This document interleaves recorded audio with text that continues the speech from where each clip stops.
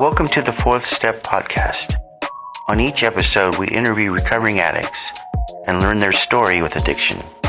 Through exploring personal journeys, we get a glimpse of the depths addicts fall to and their path in recovery. We hope you enjoy the episode. Welcome to the Fourth Step Podcast. I am Kevin, and I am an addict. Hey, Kevin. Hi. And our co-host is... Josh, addict. Hi, Josh. Hello. And with us today is our friend Anthony. My name is Anthony, and I am an addict. Hello, surprising you would not you admit that. On a lot of things. Yes. So, right off the bat, what is your clean date? So May 31st, 2013. And how many years? It's 11 years and some change. Okay, so 11 years. Yeah. I've already designated that I am not allowed to do math on air. 11 years is good, buddy. Yeah. You did good. Right on. 11 years. Not 12 yet. So Okay, cool. Before we get going, I just wanted to do a shout out to one of our listeners, our friend Joe in Santa Rosa. He's been a contributor and loves the episodes and the podcast. And shout out to Joe. Hey, Joe. Thanks, Joe. Right on. And also, since we have had enough of these episodes and we're kind of continuing this, I want to do a shout out to my cousin, John, who helped put all this together. John's not one of us. He's just a really smart guy. And so he helped set up all this equipment. So If we're doing shout outs, we should probably include Emo too. shout out to Emo, who processes all our episodes. Does all the mixing. Yeah. Shout out to Emo. John and Emo. Yeah. All right, cool.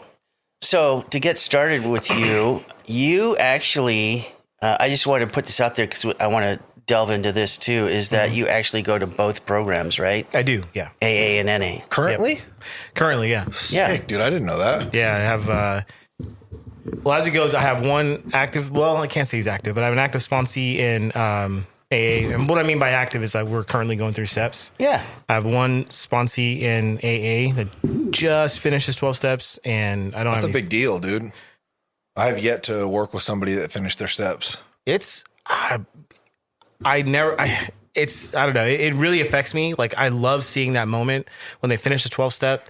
And quick story. So we're sitting in an AA meeting, and my previous sponsor did this to me. Is when I finish my 12 step, we go to a meeting afterwards or whatever, and he shares. And during his share, he says, "Hey, I also have a sponsee who's willing to take on sponsees right now. He just finished his 12 step." Oh, wow. Puts you on Front Street. Yep. But this guy, he shared before me, and before he finished his share, and he's like, "And I just finished my 12 steps, so I'm looking for sponsees." Which, Oh, wow. That's kind of just cool. popped my bubble. I was like, "Oh man, I was hoping to throw you under the bus," but yeah. So small Took story. away your wind.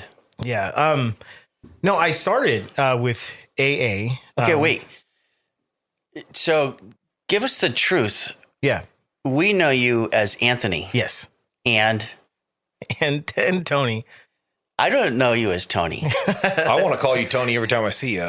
Tony's fine. It's so there's kind of a story to that too. So Yeah, what?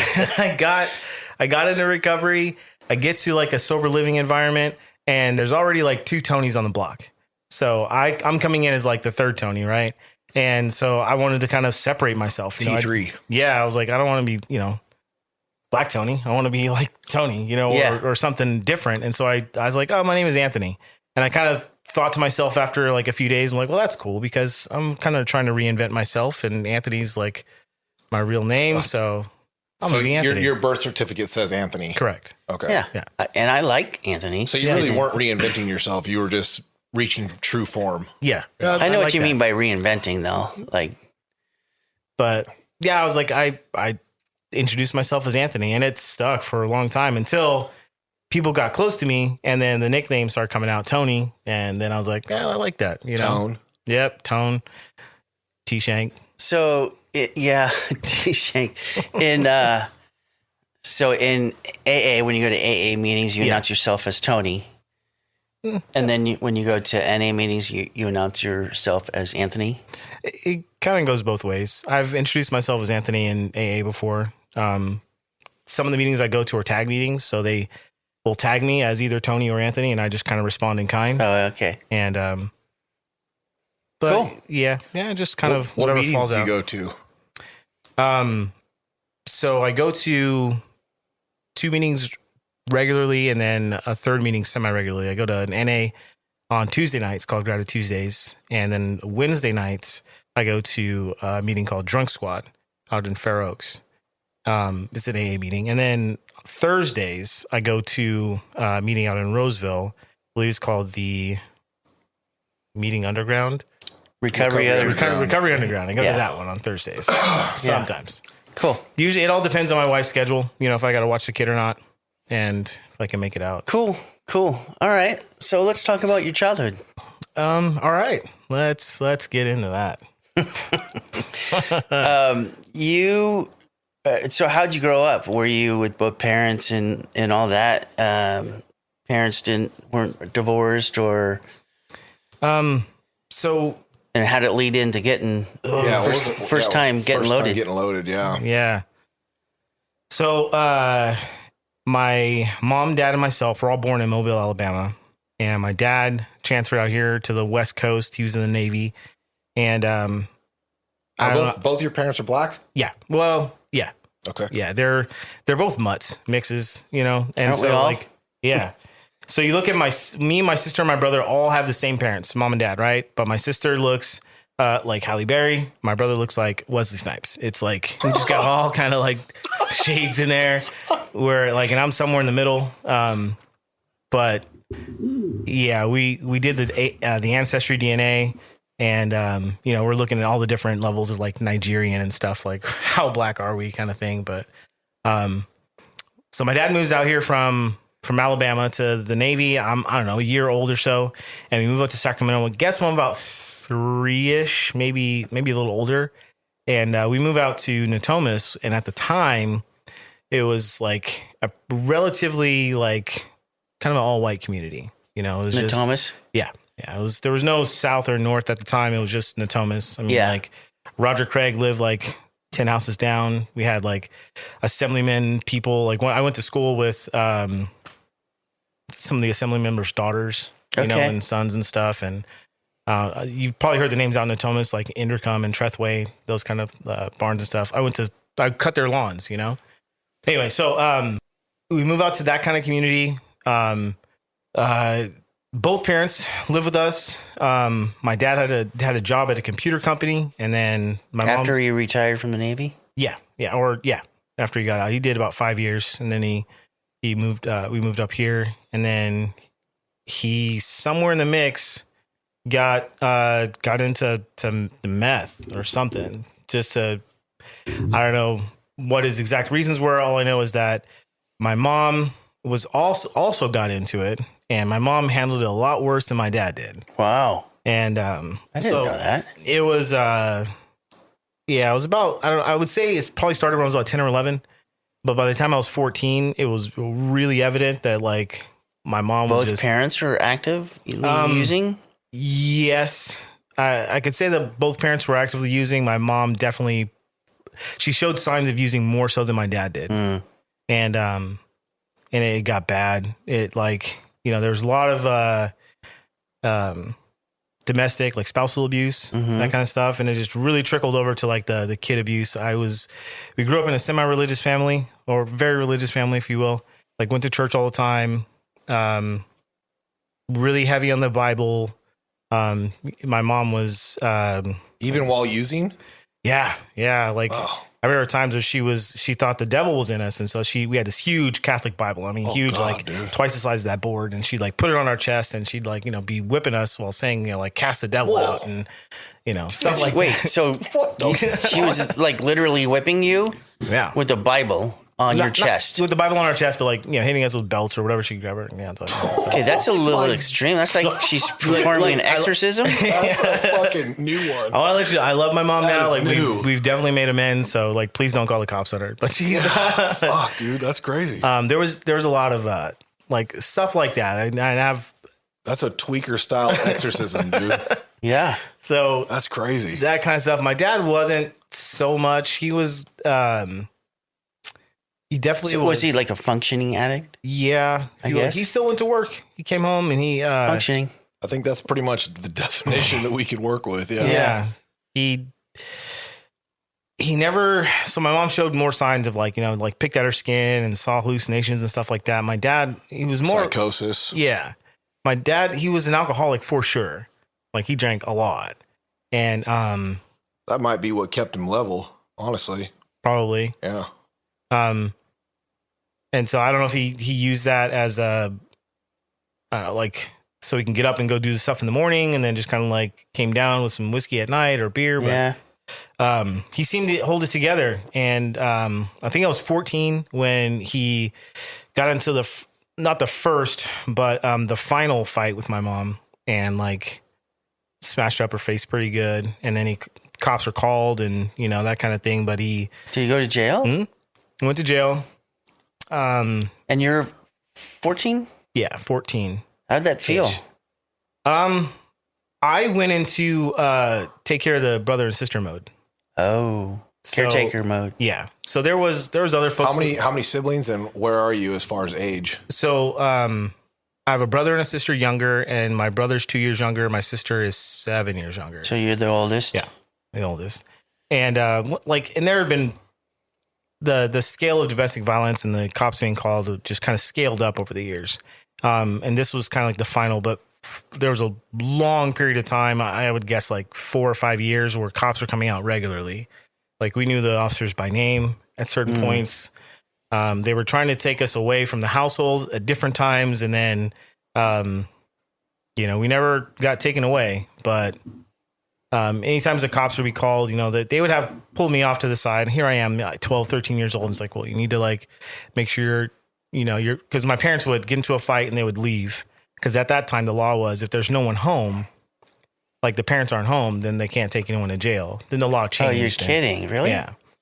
So where it didn't matter. They put out bench warrants and then went after him and arrested him. So anyway, but my position was I got to get my brother and sister fed. I have to get them up and ready for school. And I have to make sure I'm home when my sister gets home or find ways to get them home. And Have you started using it all since then? No. By that time? No? I was adamantly against it. I was Because of your parents? yeah. I would tell people I was in church and I was like, I'm never going to use, I'm never going to drink. I didn't really know about drugs at that point. I knew like what alcohol was for Yeah. sure. So you never found any other stash or anything like that? Yeah, I did actually. I didn't know what it was. I was kind of naive, but I would find like my dad had this rubber like square, and you squeezed it, and below it you could find a razor blade with a mirror. And so I was like, I don't know what this is for, but it's kind of cool. I take the razor blade out and take out the mirror and play with it and stuff like that. And my dad would come home and get all pissed. And I'm like, I don't know what the hell's going on, right?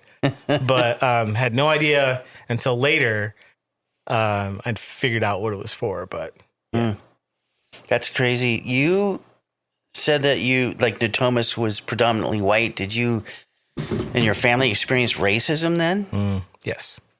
What did that look like?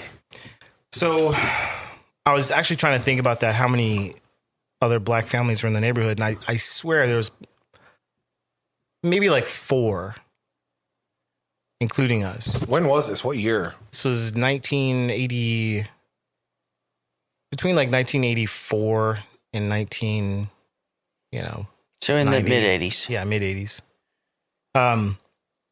But yeah, there was definitely like,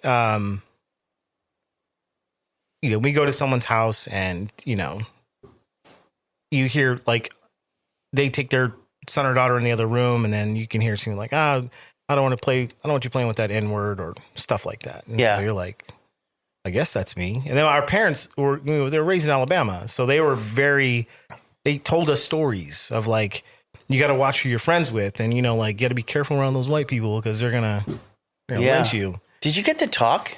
About birds and the bees? No. about cops and being black. Oh yeah, yeah. I grew up thinking that I already had 2 strikes against me because I was black and I'm in a all white community. So, they told me, it's like, you have to be like extra careful that you follow the law. You make sure that you don't get caught up in any of this stuff. And at the time, like, my uncles and aunts are going in and out of jail, and my parents told me they don't want me going to jail. And, you know, so I did my best to like follow the rules. And, you know, there are different times, you know, kids are cruel. So you get called names in school and stuff like that. And Kids are vicious. yeah, you know, I'm asked, you know, like, my mom tells me that when I was 6 or 7 years old, I walked up to her and I asked her, I was like, when am I going to turn white like everyone else?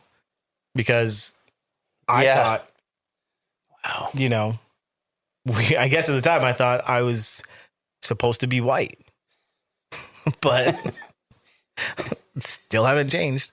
Yeah. I don't think that's going to come.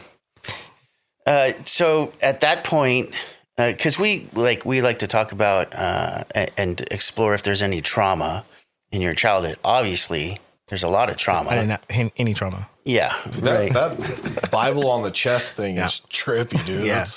That's an interesting psychosis to go into. Yeah. You know what's going to happen is So crazy to me. when people talk about just trying to like envision that and feel like that energy in a room, like that's such a trip, especially experienced at such a young age, dude. Yeah, I think my brother got it worse than I did, but yeah, I don't know. your brother got it worse than you Yeah. with the exorcism. Mm-hmm. No kidding. I mean, that happened multiple times. in that degree, I can only remember it happening once. But I do remember that there was a lot of, you know, A lot of other abuse like that. yeah, you know, like weaponizing the Bible, you know, just kind of like, not just like God doesn't want you to eat your vegetables, or if you don't eat your vegetables, God's going to cry. Not that stuff, but like, you know, there was Worse. Yeah. And, The fire and brimstone. Mhm. But you're still religious today. Did that perspective change that now that you're an adult? Yeah, so I ran. I mean, I went into the whole church thing, just doing what I was told for so long. And I was a youth pastor and assistant youth pastor. We helped with the kids and stuff. And then right about like 19, I said, "Screw this! I'm done. I'm out." Like, they weren't going to let me date a girl. You know, I saw a lot of hypocrisy behind the snes, and That's weird. and Oh, did I say that out loud? I apologize. you know, like, I would see someone who's like higher up in the church, like a you know, someone my age, you know, flat out just, you know, sleeping with other people, you know, and I was like, how is that? I can't even go to, you know, Chuck E. Cheese with a girl, you know, to go play video games or whatever it is, you know, and Yeah. so me and my best friend at the time, we both were, you know, we'd commiserate, and we were just like, yeah, I think I'm just done with this particular church. At that time, were you getting loaded yet? No, I didn't get loaded until I was till 3 months before I was 21. Wow. Before we get too far ahead of it, some sort of trauma that stands out from your childhood. Is there anything you carry with you today that was like when you think back to like fucked up as a kid, like memories, what stands out? Is it the exorcism? No, I don't really think about that so much. It's interesting people's perspectives on this, because it, like, for me, like, you know, some stuff that stands out wasn't like worse shit has happened to me, like worse things happened to me as a kid, but like the things that stand out that like I carry with me still today are like that show up in situations, like memories will pop up based off of some kind of trigger. Like they're not as bad as like some of the stuff that I've been through. So it's interesting, like what sticks for certain people. Yeah. I mean, if you say trauma, what pops up right away? Well, I mean, I was at about 15, I was thrown out of the house. My mom and dad were separating. So this is right after the big fight. I I remember my brother was going down, trying to like get ready for school or something, or getting ready for bed. And my mom goes into one of her episodes and she starts, so, you know, she thinks there's bugs in the carpet, right? So she's like trying to rip up the carpet, and she's got plastic tubing hooked up to different faucets around the house. And she's like, you know, bleaching the carpet and pouring water on it to try to clean it, you know, with steam cleaners and stuff. And Dude. so my brother is in there trying to do his thing, and he's just like, Mom, you know, I'm trying to get ready for X, Y, and Z, whatever. And so I guess she grabbed the tube and she starts hitting him. And I'm down the hallway, and so I ran and I got in the way. I was just like, I didn't try to stop her from hitting him, but I just kind of like Protected him? Yeah. And she's hitting my back and the head with the tube and everything. And I'm trying to tell him, just fucking get out of here, you know, and like go. And then she like looks at me, and there's this moment. I remember drawing this too, where she's there, but she's not. She's dead-eyed, but she's huffing, and you know, she's kind of puffed up and everything, and she drops everything and she short steps it into her room super fast, you know? And that sticks out for me. I don't know fucking why, but Think she had a moment of clarity there? no, I mean, maybe something clicked, you know, because after Nick ran and got away, and I was able to stand up and look at her, and I was just like, I thought she was just going to start hauling off and hit me, but she didn't. And she just turned around and went into her room. And, you know, like plenty of times around, you know, there are different abuses in the house, but, That's traumatic. yeah, that was one thing that really sticks out for me. I'm not a huge fan of being yelled at. I will shut down. Like, Same. I don't like confrontation for that reason. So like to answer more of your question, I'm trying to think of a good way to tie that in. That answers it, dude. Like, I'm not That answers it. Like that's what I mean. Like, clearly, like from what it sounds like, there's plenty of trauma to pick from, but for whatever reason, that one sticks, you know? Yeah. I just find it interesting, like what we can, like I'm working on this right now. So I find it interesting what we carry with us, Yeah. like, and why, you know, like what's the reason why? So, like what was it about that scenario that like stuck? What caused the harm, and like, how did it harm me? And, why did it stick? So that was why I was expressing, like, everybody's perspective is so different on that, you know? Like what looks like trauma to you doesn't look like trauma to me. Looks like this looks like it should be way worse. Yeah. Right. The Bible experience should be at the forefront, or whatever, you know what I mean? Yeah. Or the physical abuse or whatever, you know, like getting beat really bad or whatever you go through. But for whatever reason, like that experience was like, there was probably a lot of feelings in the room right then that, you know.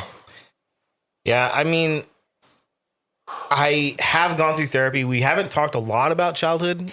Did you just do, I'm sorry to interrupt, Yeah. talk therapy, or did you do trauma therapy? Just talk therapy. Okay. I was, Just curious. yeah, it was further along my story. Like my son was born. I stepped away from recovery for about 3 years. And as I'm getting back into it, someone in recovery mentioned that I should get into therapy. And I had the option through,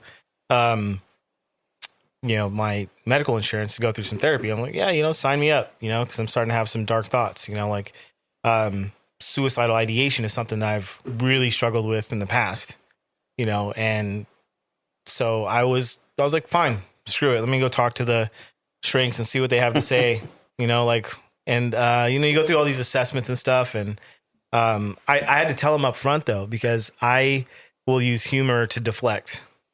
You know? do? That's so weird. So I will, like, in order to get serious, I have to really, really focus on it, or I will. I use sarcasm to deal with you. Yeah, right. You know, I make I jokes. sometimes wonder what's going on. That's good. But I did need some. I did about a year and a half of therapy in 2 different 8-month sessions. And Cool.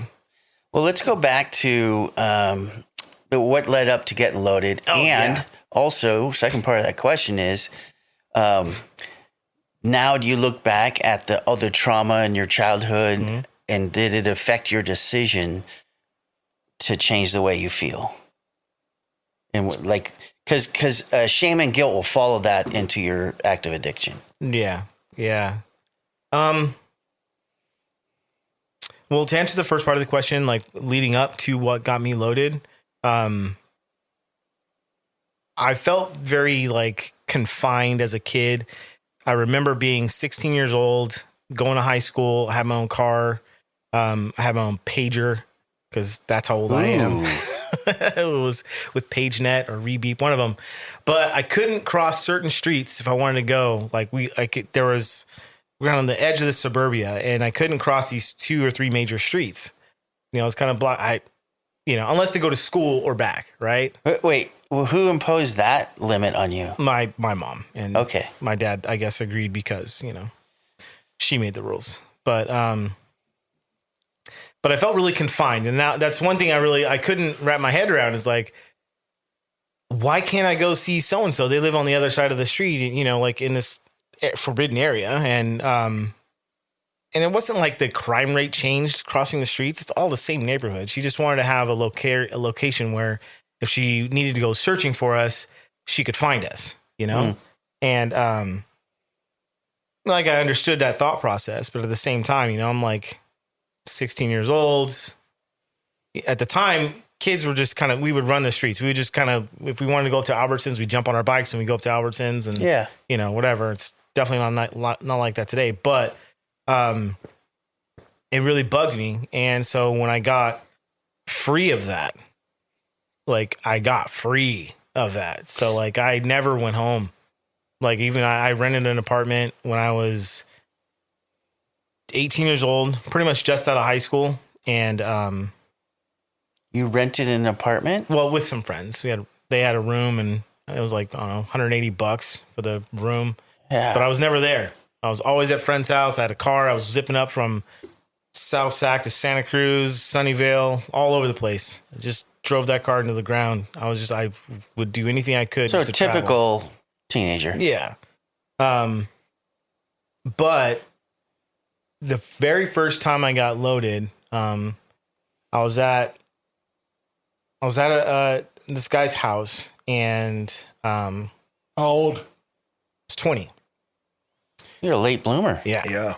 And they were pouring up little styrofoam cups of Mad Dog.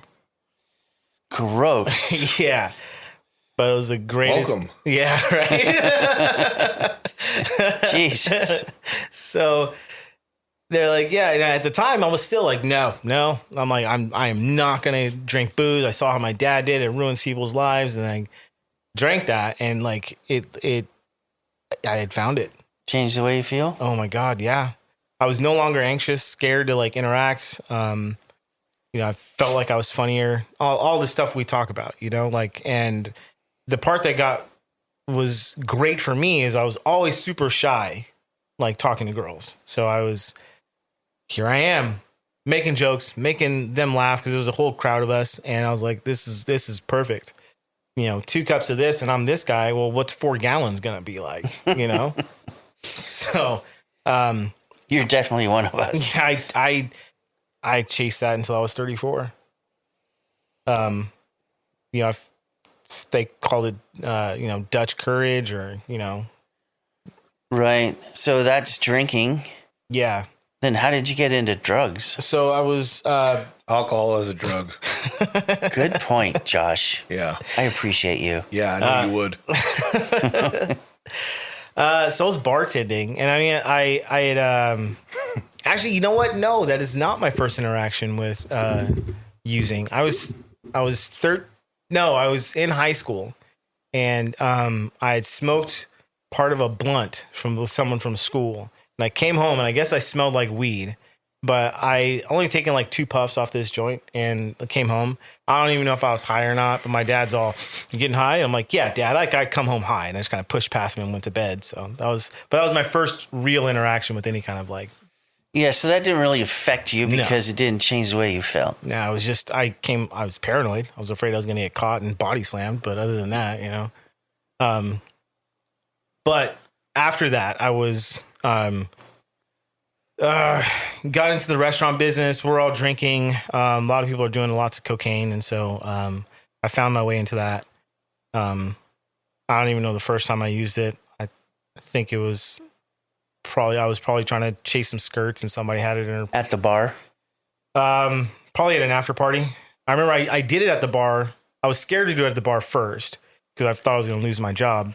But then when I realized how many people in the bartending scene were doing it, we would just go to the bathroom and you realized your boss was the one selling it. right? That's kind of common. Yeah. I was super late to the game, like when it came to that, because I came in and I was just kind of like fresh faced. I just want to shake up a martini and make some Long Islands. In the restaurant world, the bartenders were like the elite crowd. They could take all the orders, handle like big crowds of people. People wanted to see them. People knew them. Right. And so that's what I wanted. So I was like, I'm going to be a bartender. I want to be cool like them. And yeah. You want to be cool like Tom Cruise in Cocktail? Yep. So And what it sounds like you started out with like alcohol, then kind of transitioned into cocaine. Yeah. And did it progress beyond that? I have snorted a couple lines of meth, but not much past that. So mostly cocaine then. Yeah. Alcohol and cocaine. Yeah. There's it's like the same process for you're still getting loaded, you're still changing the way you feel. Yeah. And through that whole time, how many years was that you're like active using? 14. Because I got clean at 34. So you actually were functioning. Do you believe you were a functioning addict this whole time? A job, school? Yeah, for the first half, like let's say the first 7 years where I was functioning. And then after in the latter part, I was losing jobs and, so I was bringing blow and, to work in my backpack and filling water bottles full of, vodka to try to get through the day. And, Yeah, because it's rough out there. yeah, I mean, just taking whatever I can get. I mean, I rolled with people like me. So we'd always get, high and drunk together. And, if we lost a job, we would just go find another job at another restaurant together. I don't know if that's functioning so much as like maybe the owners just knew that like he's going to last a year. Yeah. And Did you graduate high school? I did. Did you go on to college? I did. Yeah. I didn't get a degree per se. I did all of the necessary requirements to get a degree, but I never walked, never got a diploma, never. I didn't apply for the diploma because I could either transfer or I could go get a diploma. And my goal was to transfer over to Sac State, and that didn't happen. And then, so I was like, well, maybe I'll come back to this school thing later on, and just never did. What are you like shy a couple units or what? No, I mean, according to whenever I graduated, 2005 curriculum, I could have graduated From college. from college. Yeah. With So a what's degree. stopping you from doing it now? I don't know.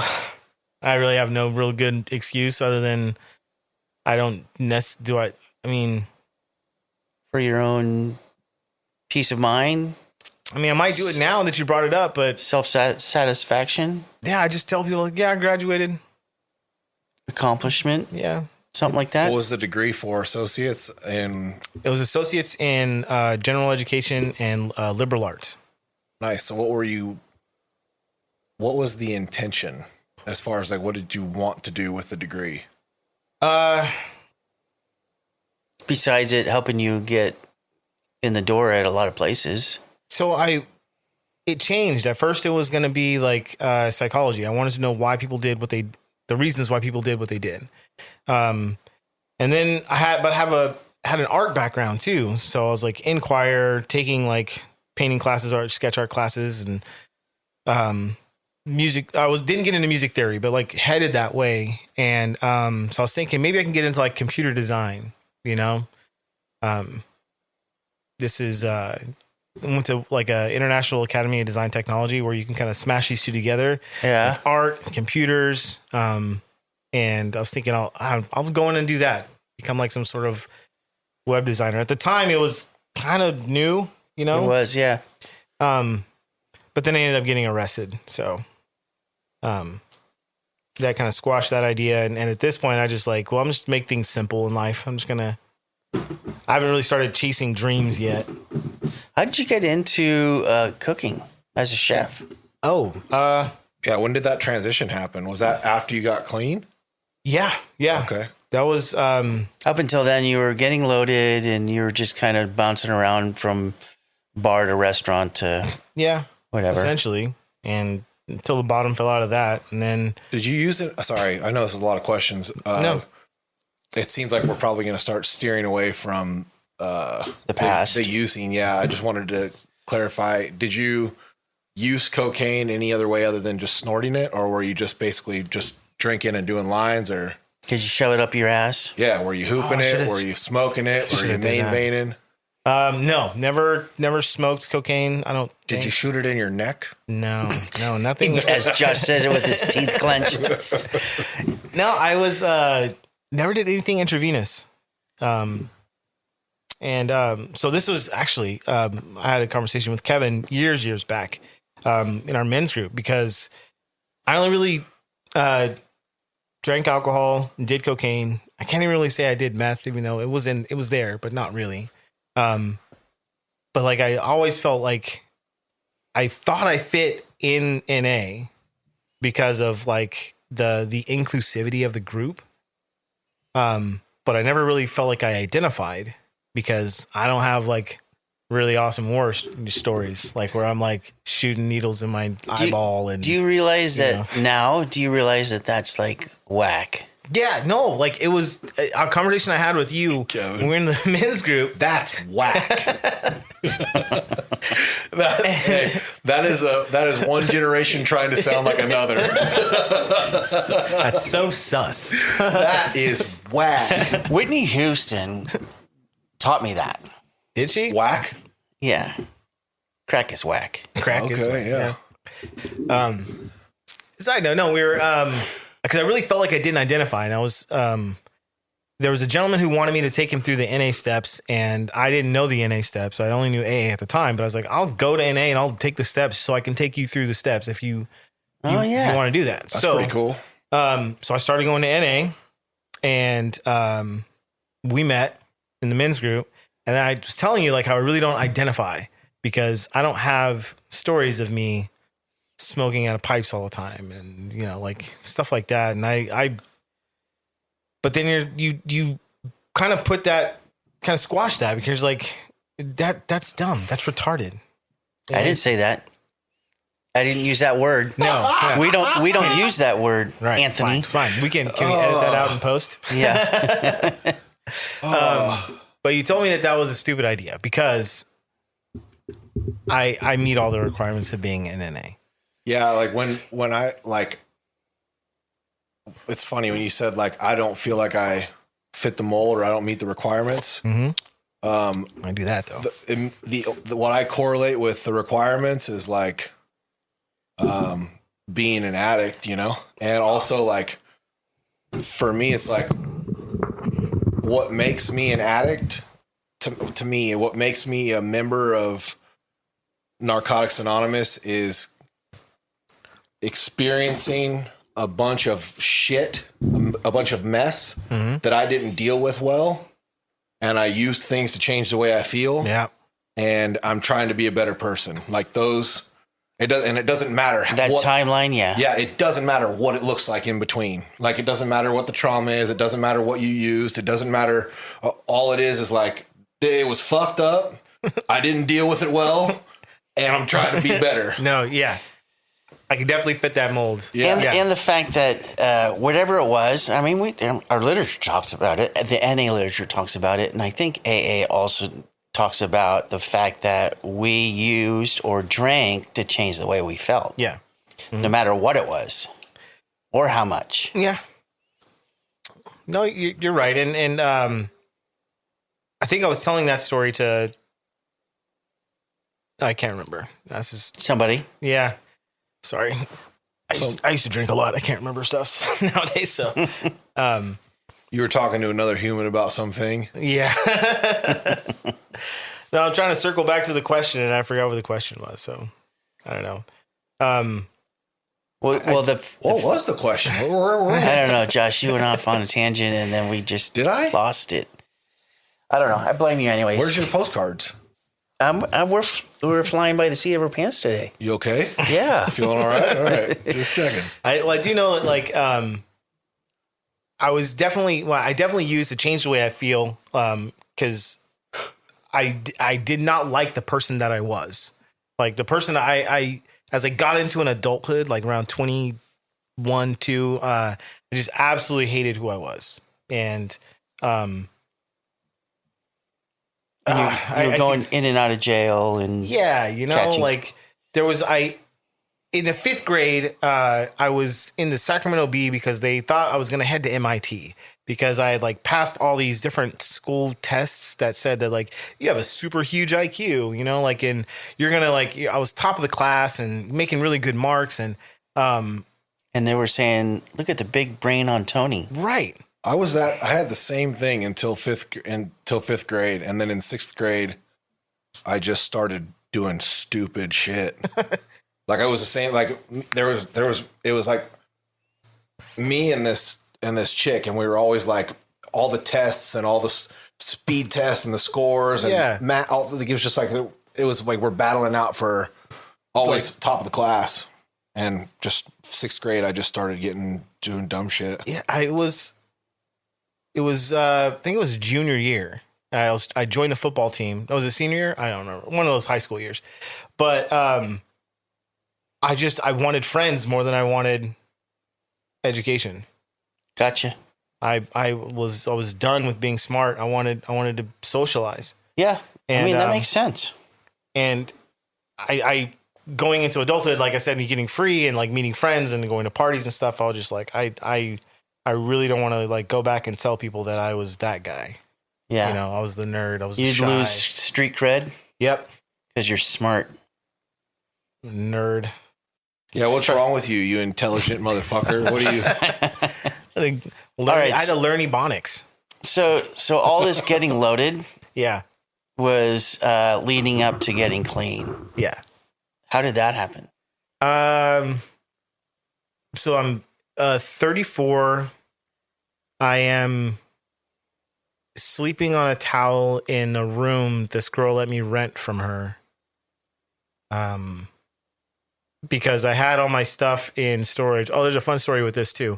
So, I'm working at this restaurant. I meet this person. She says, "Hey, I need a roommate." I'm like, "Cool." So I give her the money she's looking for. We go do the paperwork, but she never really tells me which apartment she's in, or at least she told me and I fucking forgot because I thought she said, we're just going to say apartment 101, right? Well, I go to the wrong floor to apartment 201, and I got my buddy with me, and I've got like duffel bags and laundry bags full of clothes. And so I just walk into apartment 201 and start setting my shit down in the apartment. Wrong, completely wrong apartment whatsoever. And like people come around the corner like, "Hey, can I help you?" And I was like, "Yeah, I'm supposed to move in today." And they're like, "I don't think so." And I was like, "Holy shit." So we're pulling our stuff back out of the apartment. I was like, "Dude, I don't think I've ever been loaded or wasted enough to move into the wrong fucking apartment." So we found the right apartment.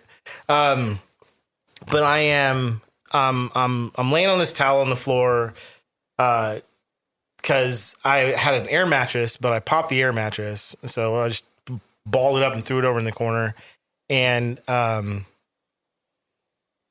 was shaking real bad. I was going through a bunch of withdrawals. And the only person I knew who was a nurse was some girl named Kelly. And so I called her up and I'm like, "Hey, is there anything I can take or do to like get rid of the shakes? Because I'm having a hard time like walking and like getting up, and going to do things, going to work." And I think at the time work was like had me down to like a day a week. Are you trying to get clean? No, never tried. And but I just wanted to try to function better because everything was Gotcha. falling apart at that point. Yeah. Like incontinence, couldn't stop shaking. And I didn't know what any of this was. I didn't know what withdrawals were. I thought, if you see people on the side of the road, well, they're just still high or they're still drunk. And So then she explained to me, she's like, you need to like go see a doctor. She told me to stop drinking. And I was like, what? Because everyone else is telling me to stop drinking, my whole life. And I was Yeah, like, you can die from. yeah. And so she told me to watch this movie called like something Ryan. It's not Saving Private Ryan, but it's a video of this guy who drinks so much, and he ends up at the end of the movie. Spoiler alert: he dies because he tried to quit drinking and he did it too fast, and his heart stopped, and he had done a lot of damage to his body while being drunk. Anyway, so that like brought me to tears. It was the first time like I kind of like realized my own mortality in using and getting drunk. It was just like, wow, I could really die. I could die. And then before it was always a joke. It's like, like the Wild West, man. I'm just going to live free and die young, whatever. No big deal. Yeah. But at that moment I was like, I could fucking die. And I didn't want to die. So that was a big reality hit then. Yeah. And so we talked a bunch like later on after her shift, and she said, you need to call some friends, have them come check on you. And so I had a friend come over. He's like, what you need is more weed, dude. So he made me a blunt, and I smoked the weed. Did not help. And then later on that night, she came and got me, and she said, I'm going to, I told her I don't have any medical insurance. She's like, don't worry. I have the day off of work. We're going to go to the hospital. So she feed me shots of Jameson throughout the night so I wouldn't die. And then we got to the hospital, and they Detoxed you? yeah. I couldn't even sign my own name. Like I had to just make a shaky X on a piece of paper. And That's pretty heavy. yeah, I went through 5 days of ICU, just kind of in and out. All the stuff they talk about, the auditory hallucinations, visual ones. My dad came in and said I was jaundiced, but I don't remember that part. Because I was really just in and out of consciousness. Well, you probably wouldn't remember that part. So he's like, yeah, your belly was all swollen up. And I was like, I don't know. I guess maybe you were there. Yeah. I had lots of family come in and out. And I don't remember, but they said that they came and saw me. My actually, I skipped a part. So Kelly had told me as I called my friends to like let them know what was going on. Wait, Kelly's the nurse, Kelly's the nurse. and you're calling your friends Shane. who gets loaded all the time. That was Jeremy. Jeremy was smoking all the weed. I called Shane, and Shane said, let me call Jeremy. And Jeremy came over and saw me. And then Shane came at some point during that. He took me to my first AA meeting. Oh, cool. And Was that the very first time you ever went to a meeting? yeah, very first time. When was that? That was in my book. It's May 25th, 2013. Wow. And Such a clean date? no, I drank and I used that day. Okay. So I changed my clean date to May 31st because that's the day I got out of ICU. The first day I made a decision not to use anything. Got it. But I mean, you could say May 26th because that was the day I went to the hospital. But You already picked a date. yeah. That's cool. But yeah, so May 25th, I went to the meeting, and it was Midtown Solutions in Sacramento. I don't know if it's still there or not, but it was just. I think it is. Is it? Yeah. It was just gloriously grimy. I mean, I love the place. You walk in and it's just, I don't know, plastic chairs. Everything seemed like cold and not friendly. Dirty. Yeah, but the people weren't. Yeah. They asked me for Like you us- might want to wipe off the chair before you sit in it. right. We had to they passed the list around to see if I talk, but I didn't know what it was. I was like, I'm not giving you any information about me. I'm just here and I'm sitting on my hands because I'm shaking so bad. Mm-hmm. And so like I don't remember. I remember the lady's name was like Shelly or something. She shared, but it was after the meeting. My very, very first, call him sponsor, if you will, Curtis, came out, and I'm walking out of the meeting. I'm coming out this door. He's coming out that door, and he's like, hey, man, my name is Curtis. And I just tears, just snot tears. I couldn't even make words. And I was like, I'm so scared. I don't know what to do. So you broke. Oh, dude, it was bad. And or good. So damaged, dude. Somebody's like, "Hey, how's it going? My name's Curtis." You're just like, like I'm so I don't know. I can't stop shaking, and he hugged me, and I'm getting snot all over his clothes. You know, I'm thinking this, and we're outside, like everyone's leaving the meeting, and I'm just snotting it up, you know, fucking alligator tears, and yeah, but I still have that book that he gave me. I still keep in what touch is with that? him. What I mean, what's the term alligator tears? You've never heard that before? I feel like I've heard something like crocodile tears. Yeah, but same I don't. thing. But what is? I mean, what does that mean? Big tears, big. Okay, Just just like lots of water coming Lots out of your eyes. Yes, got it. yes. Okay. And after that moment, I'm wondering where it came from. That's why I asked. yeah. Kevin, you googling it right now? No. But yeah, so after that night is when I Kelly hospital, shaky, and then 5 days later I got at ICU to see the colors were a little bit brighter, smells were a little bit stronger. Did you get like a moment of clarity then, or an epiphany, or anything at that coming to? I don't Because remember. you were like clean and Yeah, sober. yeah. They waited till the shakes were pretty much all gone, and because they stuck IVs in me and they kept feeding me like Flushing you out. yeah. I really don't know all that they did. I remember that on the 5th day they said you got to go. I was like, I'm not ready to go. Like y'all need to keep me here. And they gave me a bunch of pamphlets about rehabs and who to talk to and stuff. And so the day I got out, I called my dad and had him come pick me up. And he let me stay with him for about 8 days but every day was, your job is to get up from here, go find a rehab. Mm. And so I slept in his office for 8 days until they got mad at me. And then I stayed with my mom for a day. And then I went to rehab the next. Nice. What? When you got to rehab, were you like, this is going to be the answer, or were you like very resistant? I definitely was not resistant, but I had no idea what to expect, what to do. It's kind of like when I get yelled at, I shut down. I'm just like, I'm just going to do whatever you tell me to do. I've been to jail and played well there. I'm just going to do what the fucking cops you want me to do. Yeah. You want me to stand there? No, I'm not going to stand there. I'm not going to talk back. Like, I don't want to give you a reason to beat me. Yeah. So, yeah, you already had that experience. right. And so when I get to the rehab, I'm like, I don't have any money. I don't have a job. I don't have a home. They're offering me free food and a bed. So I'm like, I guess I'll just kick it here, and I had no real, I wasn't optimistic about getting sober or clean or any of that. Is it going to work? I don't know. Maybe.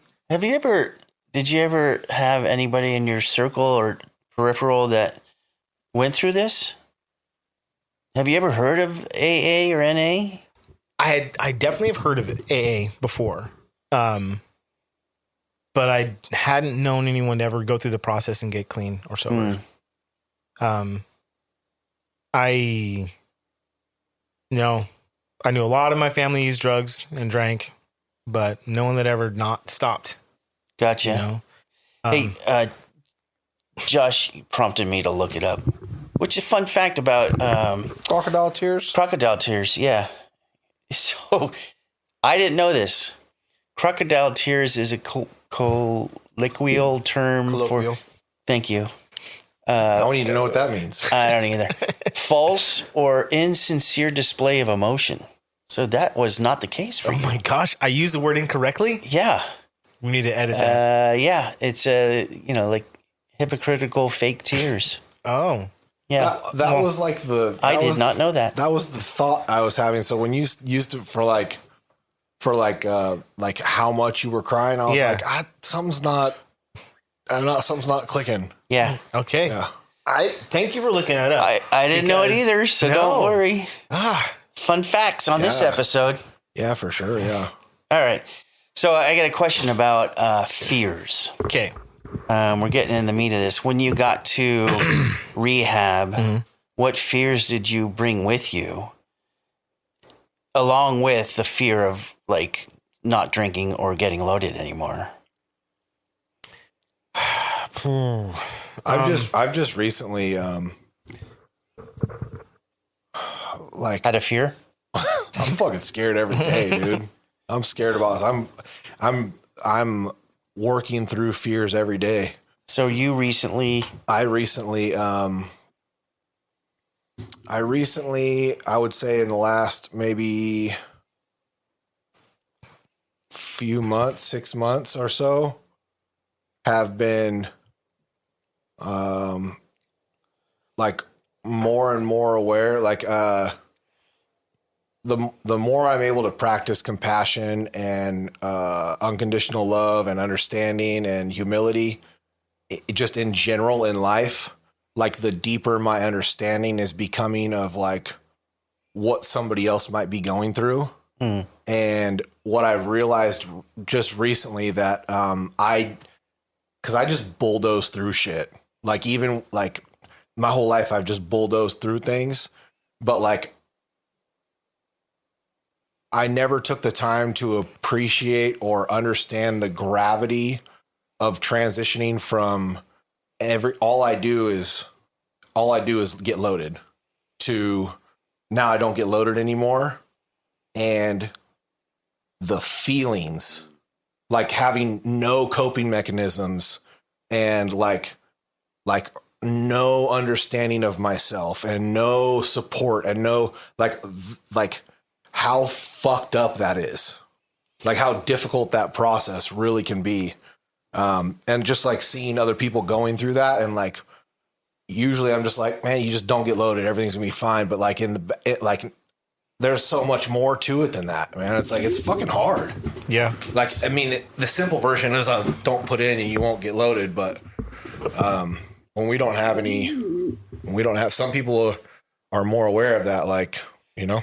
so that, are you saying that coincides with him at the rehab?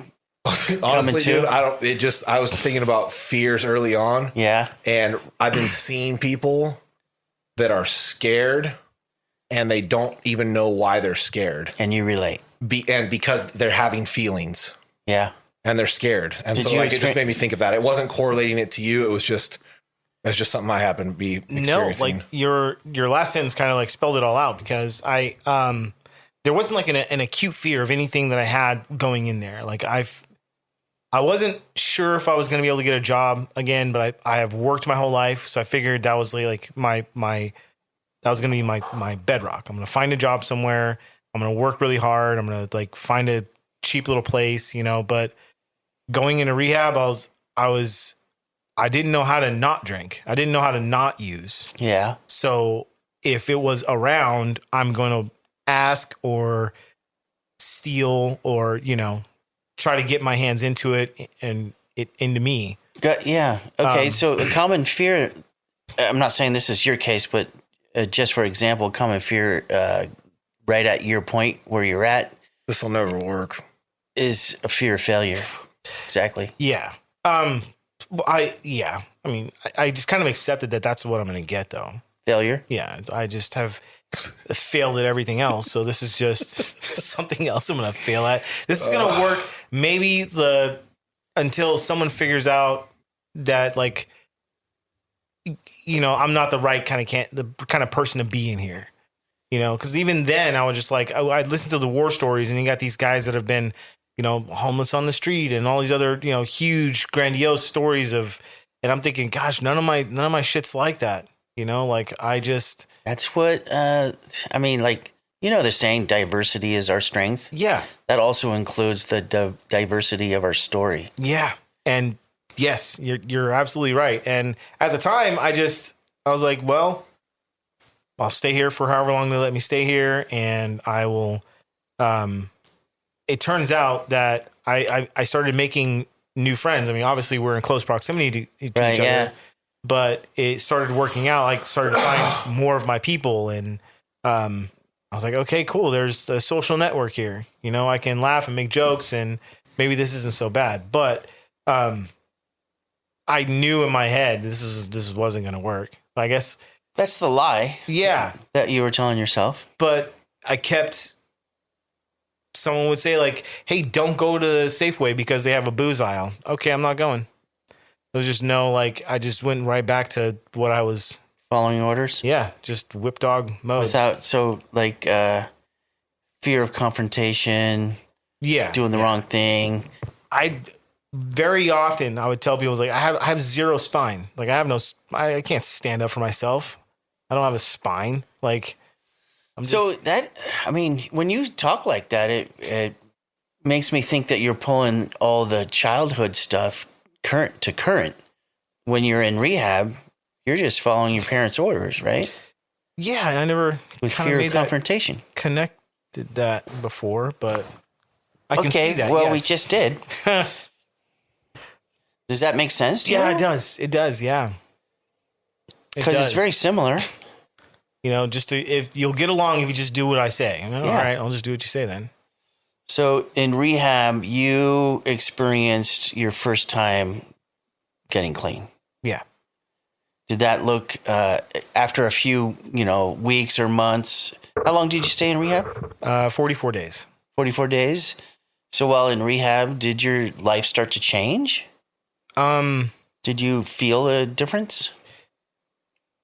Yeah, well, I mean, my stomach stopped feeling hurt all the time, and physically, didn't spend as much time in the bathroom, but emotionally, I think my dad and my stepmom came to visit me, and it was very formal. It was very like being in jail.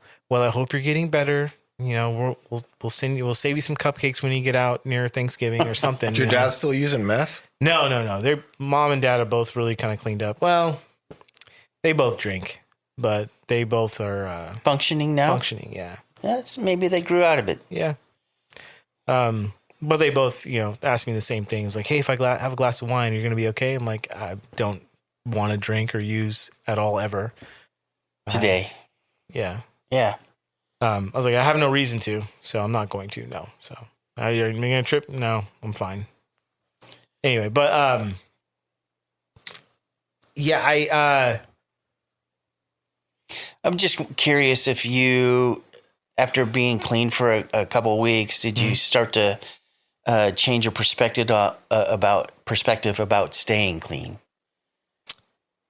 Because you're feeling more. yeah, I am. I guess you could say somewhere like in the third or fourth week of me being there, I actually looked back and I actually had a few weeks of being clean. And I was like, I don't know how this is fucking happening. We went to meetings. I heard some good messages and I heard my story. And I started to believe that maybe this is possible. But I don't know. I know what happened in rehab. I just don't know exactly when. But in the back of my mind, I knew this was all going to fall apart. That was the fear. Yeah. It was like, something's going to happen. It's all going to fall apart. I'm going to screw this up. I am. I'm going to find a way to screw this up. Any other fear besides that? It doesn't even have to be in the rehab, like after you get out of rehab or. So I have this running fear through my life that I'm going to get beat up. I'm going to get physically beat up. Like, I was scared of Josh when I first met him because he's taller than me, and I thought You said, "Aw, isn't that cute?" when I first saw him, and now take kind of like my history from my childhood. Like if you see someone that's big and scary and white, they're gonna lynch you and beat you up. Right. Granted, I have a lot of evidence to the opposite. Yeah, no. But immediately when I see Josh, I'm thinking he's gonna beat me up. Right? He's huge, and he sees, and then you hear him laugh and smile, and he hugs you, and you're just like, this is so not what my brain is telling me right now. Yeah, God. So that goes back to like generational trauma. Yeah, I'm sure that's yeah. Yeah, But I have that's instilled. I have a running fear of like I'm gonna get beat up. Yeah, Physically beat up. Someone's gonna. I had that fear for a fucking long time too, man. long time. I probably just grew out of that in the last 4 or 5 years. That's interesting. Yeah. I don't know what it's going to, I keep telling myself, well, if I go to the gym and I get huge and I look menacing, no one's going to want to mess with me, you know, or if I get like a concealed carry or not concealed carry, I can have a firearm. I mean, no one's they're going to leave me alone. Finally. Yeah, there's kind of a simple solution for that. Stop going around places that you might get beat up or hang around people that might beat you up. Yeah. And I'm not saying that like in a naive way, because something always is out there if you're whatever. Right. But simple change of perspective. There may be even a better solution than that is don't live your life in fear of something happening that's probably not going to happen. Hasn't happened. Yeah. Yeah. Don't put energy into it. Yeah. You going to write that down? No, I'm going to learn karate. I wanted to go back and just say one thing, because you were talking about like not being able to finish this or do this or the fear of failure. I want you to get your degree. Okay. Like, it sounds to me that it's a simple process to finish that up. I'd be curious to see what I'm speaking in assumptions that I know that it's. Is that an assignment? Is that what that was? Just a hope. No, it could be like an amends to myself. Yeah, a hope assignment. Dude, put it on your amends list. Then it's an assignment. Yeah, I like that. All right. So, what step are you on right now? I am starting my 4th step again. Okay, is that through AA or NA? NA. Okay. It's my first time through NA flat book. Yes, because I'm going to finish this time. First time through NA flat book, 4th step. How do you feel about the flat book? I like it. I feel like it's definitely more hands off than the other ways I've gone through the steps.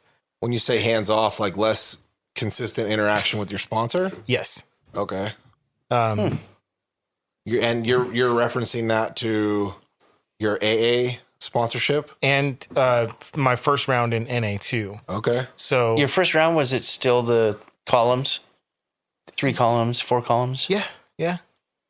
Same way? Yeah. It was through AA was 3 columns and 4 columns. And then when I got into NA, I was with someone who had 30 plus years. And so he had done his NA steps that way as well. So he said, I'm going to take you through that one. I was like, sweet, familiar. I did it that way. I wasn't even going to AA, but that's carried over when I got clean. That's all we knew was the columns. Yeah. That step working guide was the first way I did it. And it's thorough. Yes. It was very, very thorough. Yeah. I'm glad I did it that way. Because I got a lot of shit out of the way. Yeah. Like it cleared the path for like the next round to be very impactful. Like I'm grateful for that book, you know? Yeah. Cool. So we're back to your getting out of rehab.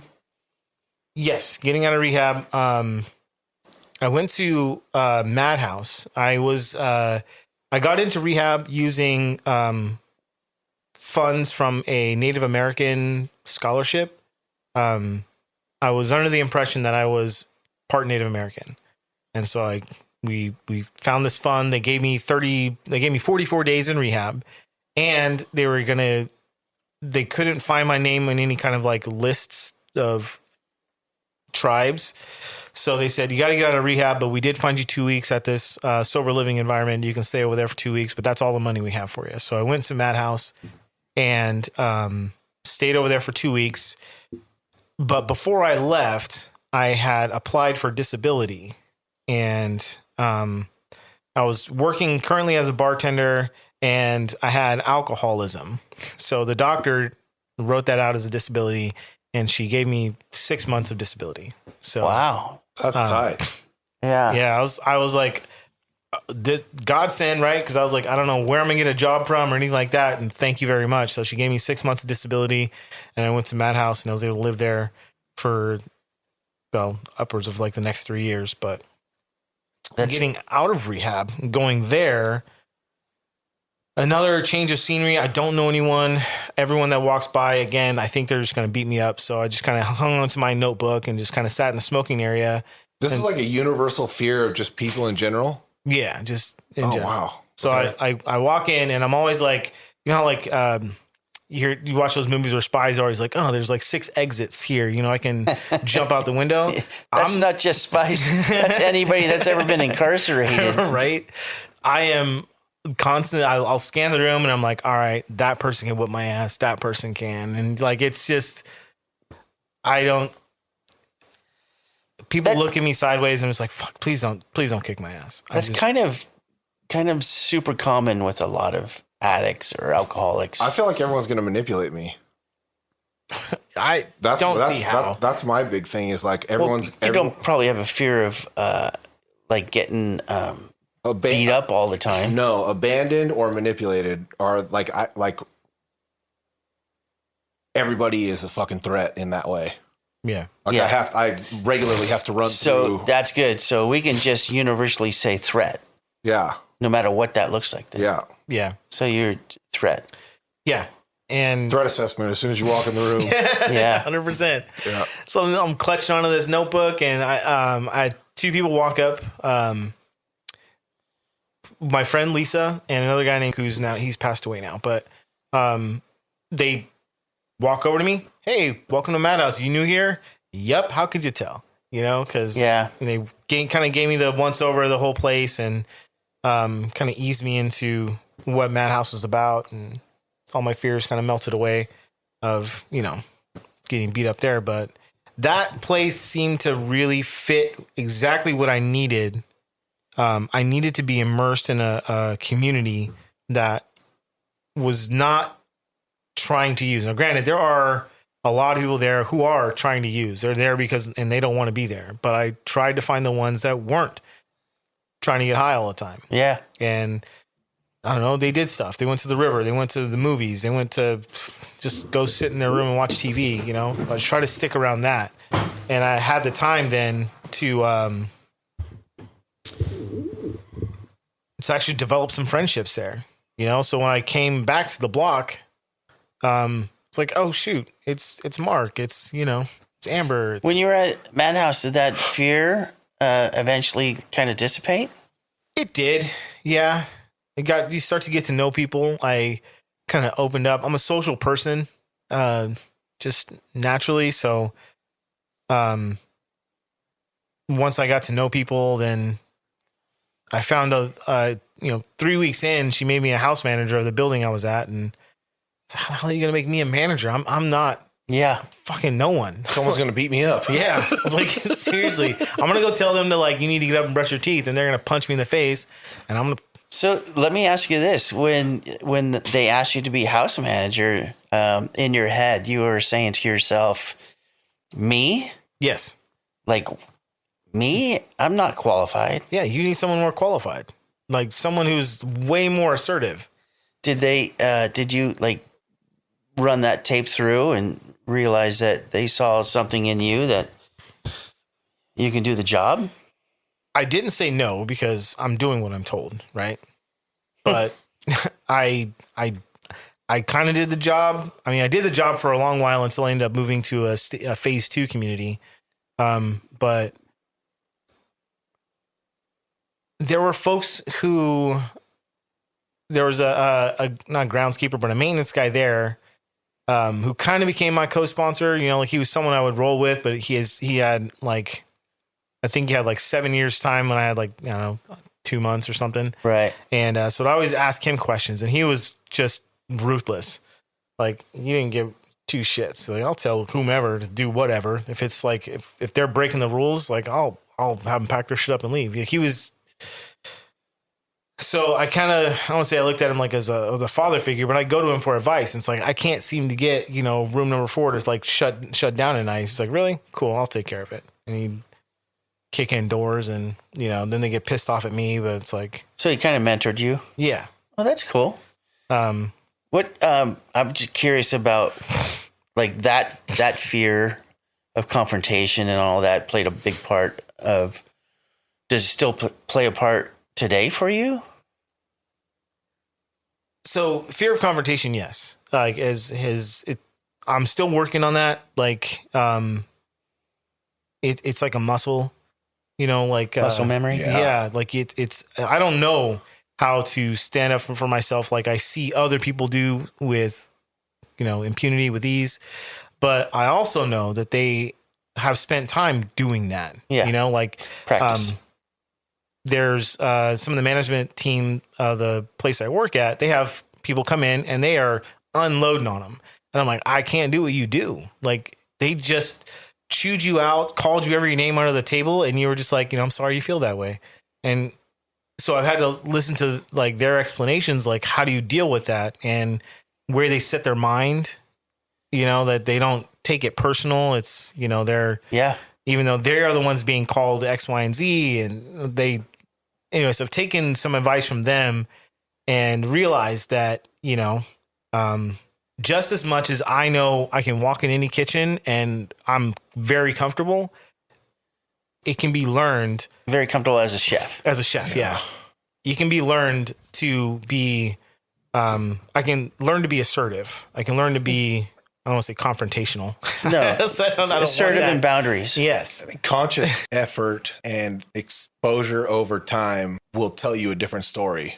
And so you can start to rewrite the thinking where your brain is like, that person's going to hurt me. Well, eventually you're going to like, there's enough people that you were consciously aware of that like didn't hurt you. Yeah. That it just starts to, Practice. yeah, man, it just rewires you, I'm just hoping one day I don't go into a room thinking that someone's going to beat me up. Yeah. I mean, I grew up I get it, dude. similar, and it's I was diagnosed with the acute hyper awareness. Always on the edge, right? Never able to just settle and calm. Which is not that today. I literally like I will build cases against people and like tell they are going to hurt, that person's going to hurt me. Like my brain will try to find how they're going to hurt me, and it's nowhere near what it used to be. But as an example, like I will start to spin a story or feel like I'm going to get hurt, and I don't have a problem asking somebody like, "Hey, like, do you care about me? Like, do you care about me? Do you have any intentions to hurt me?" And like and it may sound stupid, but asking those questions and obviously I'm not just asking random people, but these are like people that I have a relationship with. Mm-hmm. Like it helps like to hear that from somebody like, no, dude, I love you, or like just to say it out loud. So it's not just in my head, and it helps. Like, I'm not saying you should go around and say like, hey, are you going to beat me up? I'm not saying you should do that. I'm not saying that's a bad idea either. No, but it fucking helps, man.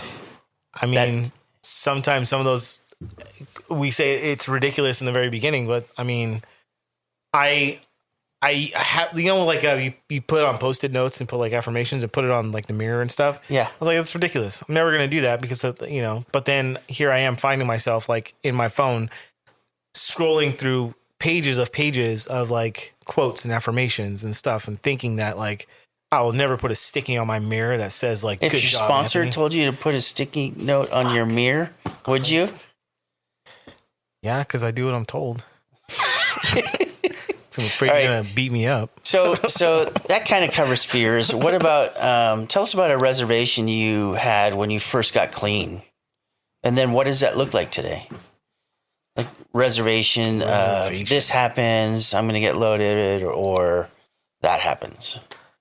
So, I'm not really sure. I had any reservations in early recovery. I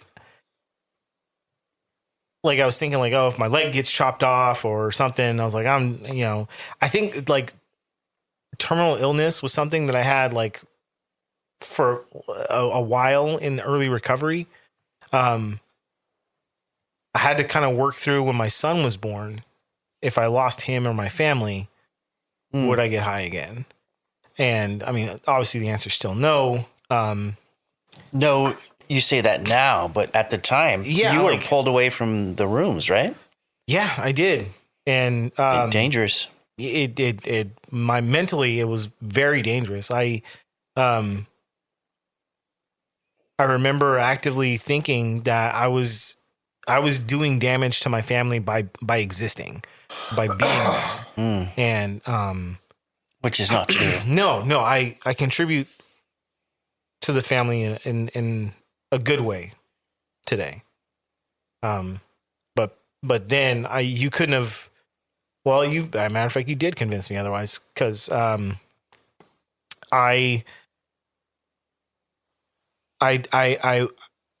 really thought that like I was such a piece of shit. I went to work, I came home, I was trying to do everything I could, but it seemed like I just wasn't doing enough for the family to belong here, and I shouldn't be here. If I didn't, maybe my then girlfriend would find a guy to raise my kid who's a hell of a lot better than I am. And I was like, yeah, well, if I do it now, then he won't remember me and he'll only remember him. Dude, this could work out, you know? I'm like, That's insane thinking. I know, but now I look at it as insane, but I'm I thinking get it. That makes sense, dude. I'm thinking I love in a his- twisted I'm old tracking, behavior dude, type yeah. of way. Yeah. and I was just like, well, yeah, like, cause there's You're not good enough and you don't deserve anything good. You're probably just going to fuck it up anyway. So you might as well get out the way. yeah, Yeah. dude, no, there's tons of That's people. pretty clear, Josh. I get it, dude. Yeah, I get it. And yeah, but that was the reservation I had to work through. Like, if I were to lose my family, but I don't really have any reservations. I can't think of one that gives me a reason to get Not loaded. today, but like early recovery. Yeah. You lose. I mean, I had a kid by the time I got clean. So, you know, if he passed away or something, I had a few reservations that would cause me to get loaded, or I'd make that conscious choice to get loaded. And I look back now on those things, and it's obviously a different perspective. But in the moment, in early recovery, Yeah, one thing that's popping to mind is like, you know, relationships, you know, like I had situationships at the time while I was like early in recovery, but yeah, I never really got close enough to anyone to let myself get that hurt, you know, because truly it's like, if you know, I figure it's like you're doing me a favor by spending any time with me. So the moment you tell me to go, I'm ready to like, thank you very much for the time. I'm out, you know? so you really did have like super low self-esteem. Yeah. Yeah, Yeah. super low. Yeah. Did you like grow up getting told that you're not worth it, or you're not good enough, or you'll never be? So How's that? Oh, his mom. Mom convinced there was the devil inside of him. So, Good point. yeah. I don't know if I ever heard those words, but I definitely Felt them? It definitely had the feeling that I just couldn't be enough. Yeah. That was pervasive. There was something so wrong with him that mom had to call upon Christ himself to come down, And get get that devil out, dude. yes. We were heathen demon children. We really weren't. I mean, I'm sure we were, No, man. Badass None of that kids, stuff was but- your fault. but we were just kids. Just, Right. I look at my kid now and other kids running around. I'm like, they're just being kids.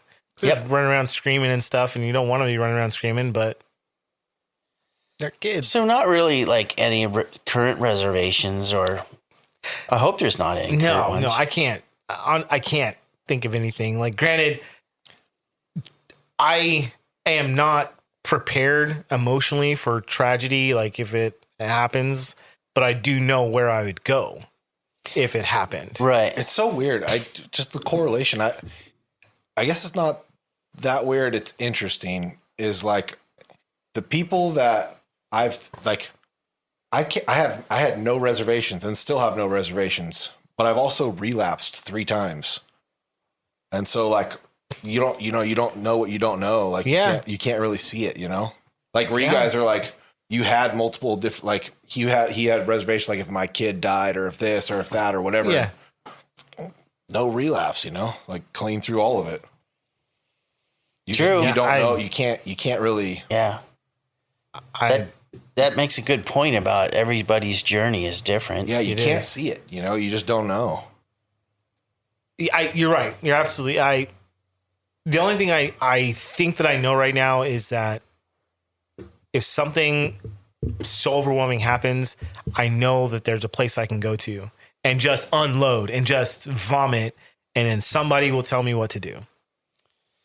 Maybe. I don't know if they would tell you what to do, but maybe they would guide you through. Somebody might tell them what to do. We'll make some phone calls and find somebody to tell you what to do. Right. No, seriously. Yeah. You have enough experience watching other people go through tragedy to know that you can go through it clean. Yes. Yeah. You've seen it Absolutely. in all spectrums of life. Yeah. Death, divorce. Yeah. You So know. that's one thing about time and recovery, like having time, whether you stay clean or not.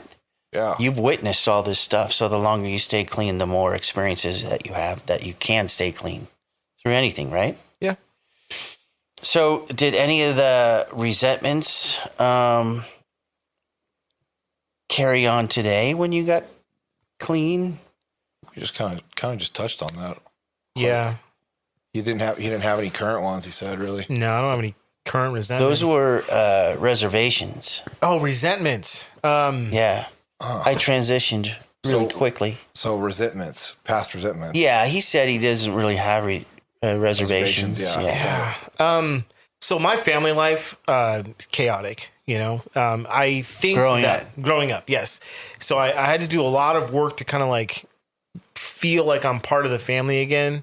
And I think we as a family have been pretty successful. Cause just as much as I've been learning how to be a son, I feel like they're also, reciprocal, like they're learning how to be my parent. Right. So I remember on my fourth step, my parents were, I think number 2 and 3 on my list. And, Because of your childhood. yeah, and there were a lot of things I needed to accept. I held them to a standard that it was unreasonable, Gotcha. and I had to change my perspective on how I was viewing them. Because I had placed my parents on this pedestal and I needed to see them for who they were and like an accurate assessment of who my parents were. They are amazing people. They have flaws. My dad, for instance, I was convinced he had his tear ducts surgically removed. He did not emote. He was just very military, didn't like, he's like, That's common though. yeah, Right. Southern man, born in the 50s. Don't show emotion. And don't cry. but now it's just, he sees my son and he's, tears at the drop of a hat. That's awesome. My son draws him a picture and he wants to hang it on the fridge and he's crying as he's hanging it on the fridge. And I'm like, I don't even know who this fucking man is. Yeah. But, You don't resent him for having that ability now to feel his feelings, but not when you were a kid. no. So at first, yes, there was like a twinge. I was just like, what the fuck? I would love a hug, Yeah. or like, and it's still kind of awkward, like when we talk, he starts going off on his will and to make sure that like, if I want some of his guns, I better come and get him now before he dies. Well, fucking guns. But, looking at how they grew up, they were in their early 20s. My mom didn't finish high school. All the other compounding factors, they did the best they could with what they had. And Yeah. looking at it at that point, it really took a lot of the, Resentment away. yeah, it really did. Did you ever find out how they grew up?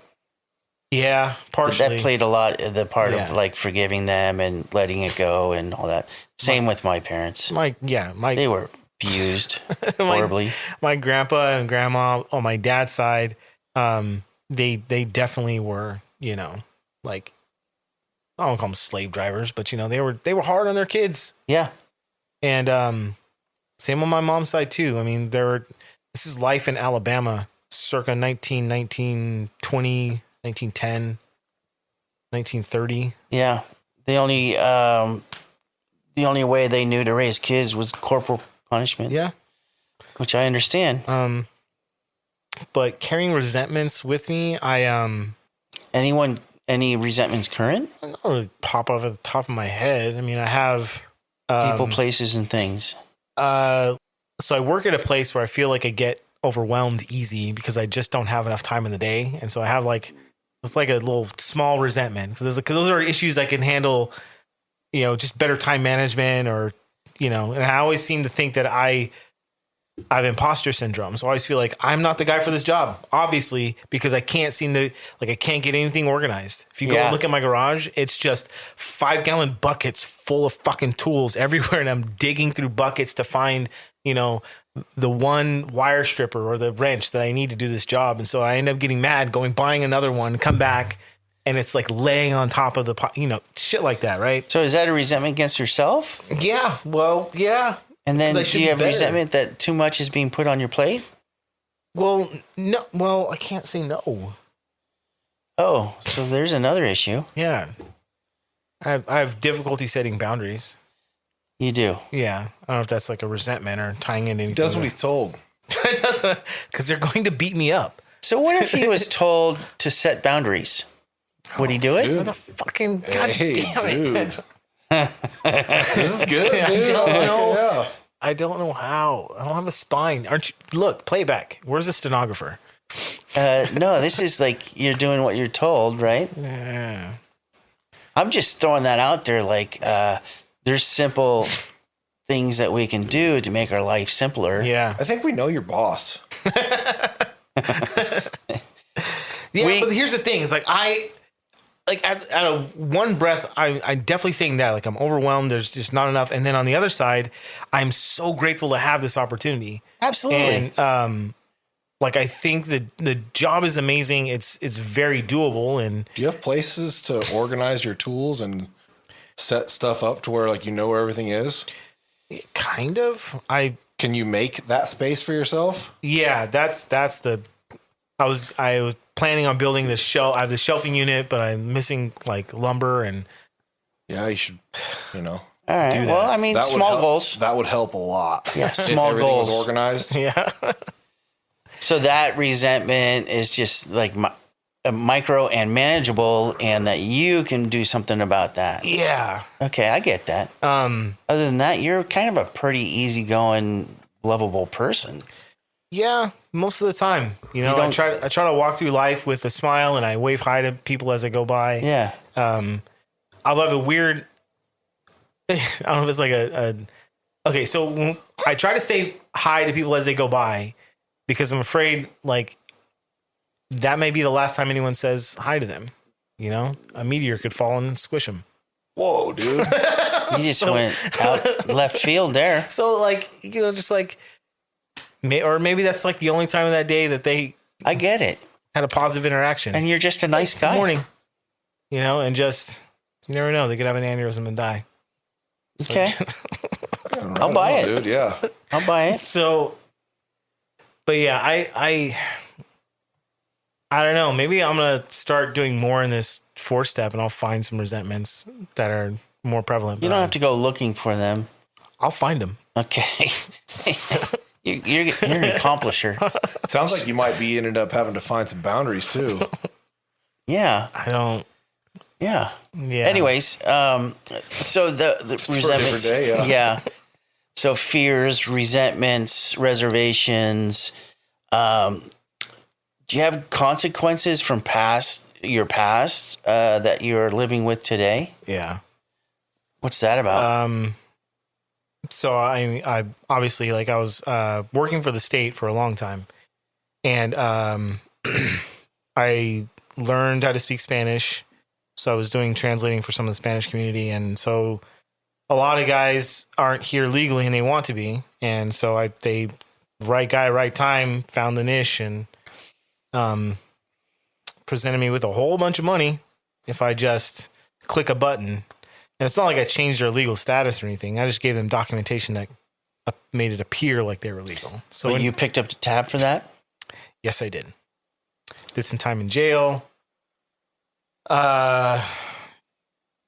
You know, a bunch of felonies. A lot of people in the government pissed off, but Does that carry on over in today? yeah. I did find out though that there's a program I guess I can go through that will help to reduce those felonies to misdemeanors, and then I can go take those misdemeanors. I could get them expunged from my record. Mm-hmm. So I think that's something that I'm gonna look into to kind of help me move forward, like in a career. If I don't choose to stay with this company, I don't have to check that box. I'm a felon and have people ask questions anymore. So, I mean, this is great because we're like making a list of things that you can accomplish in the future here. One, you're going to get your degree. Two, you're going to follow through on getting your record expunged. I know I was going to get homework from this thing. I mean, these are choices that you're going to make. I just wanted to come and talk to you guys in hopes that Josh wouldn't beat me up. Okay. So those consequences, is that it? You got any others? I mean, like physical consequences. I don't have use of my pinky anymore because I tried. What happened? So I was at a party with an ex-girlfriend, and she got mad at me because I was making jokes about leaving, and she didn't want me to leave. Blah blah. So I go outside, and she wants me to come back inside, and she's apologizing profusely. So I'm thinking, well, I'm just gonna hop this fence and get us back inside because she left her keys inside. So I tried hopping the fence, and my arm got snagged on my windbreaker, and the fence went right through that part of my arm. So you got a major injury. Yes, just filleted it wide open. Oh. I have pictures. I don't want to see your pictures. if you change your mind. So that caused your pinky not to be operable? Yeah, well, the nerves died all the way up to my pinky, and then when they regenerated, they didn't go past this point, really. Didn't you say at one point that can be fixed? Not Fully recuperating? The injury is up here, and then if they explore the nerves, they could open it up and see if the nerves are kinked or anything. That consequences is just that you don't have use of your pinky today. Yeah. That's from getting loaded. Anything else? Your record? Yeah. Bodily injury? There are a few folks that haven't been able to make 9-step amends to, but I don't think they ever want to see me again. You haven't made amends to them, or they refused to listen to you? They refused. So I've reached out and they've refused. So all right, well, I had to go make amends another way. Yeah, it's on their time, right? Yeah, absolutely. All right. Well, if it's meant to happen, it will. So all of your childhood trauma and everything, did you have shame and guilt growing up that led you to getting loaded? Yeah. Like, what was that shame and guilt for you? Yeah. So, I'm trying to think of the genesis of it all, but I know like I dealt with a lot of shame and guilt, and which caused me to be an overachiever, cause I wanted, I felt like people were like, I was a disappointment to everyone. And, anytime I made a mistake, it was, I amplified it in my mind as like, why are you even here? You're horrible. Like, I can't believe you're not good at basketball, even though you're, 4'6", Yeah. But, you're saying, cause you're black. Yeah. Well, that too, cause I have to be good at basketball, and, I wasn't. Some fucked up stereotypes, you know? I finally hit 5 feet my senior year of high school. So I was glad for that. But I think it was a little past because I still sucked at basketball. But I was good at football. Yeah. But shame and guilt played a part in getting loaded? Yeah. I think the shame part and like me being ashamed of myself increased as more as I used because I kept comparing myself to the person that I said I was supposed to be. Oh, You know, you said you were never going to use drugs. You're never going to get loaded. And so I was like, Gotcha. well, I would use to knock that voice in the nuts, you know, like. I'm shut curious that voice up. if there was ever shame and guilt growing up around being black. Yeah, believe it or not, I can't remember if it was in the top 10, but I put on my 4-step list is like I hate being black. It was like it was a serious thing for me, and I felt like maybe if I was a different color, my life would have been easier. You know, like there was a lot Which is probably true. Well, no, probably. it is true. Yeah. Unfortunately. I just there was a lot of like. I don't know if I agree with it has to be easier or would have been easier. It wouldn't. I think it's fucking relative, man. There's lots of white families. There's lots of Hispanic families. There's lots of every race of family that's got a fucked up growing up, like childhood life. It's not generic to one race. That I can agree with that. Yeah. Unfortunately, the majority of it's disproportionate. I mean, I don't know the numbers. I just didn't want to be black. Yeah. And it was something I felt like I never would tell another person that because I was so ashamed of feeling that way. Yeah. That like, how could you hate the way you are? Like you're black. You just, you kind of have to accept that. It's not going to change, you know, but I hated it. And, I remember I was telling my first sponsor that, and he was just, he's a blue-eyed, blonde-haired Jewish guy from the Bay Area. And, he laughed, and we did some. We talked about it a bunch. I'm trying to think of our conversations that we had with it, but yeah, I didn't feel like I fit.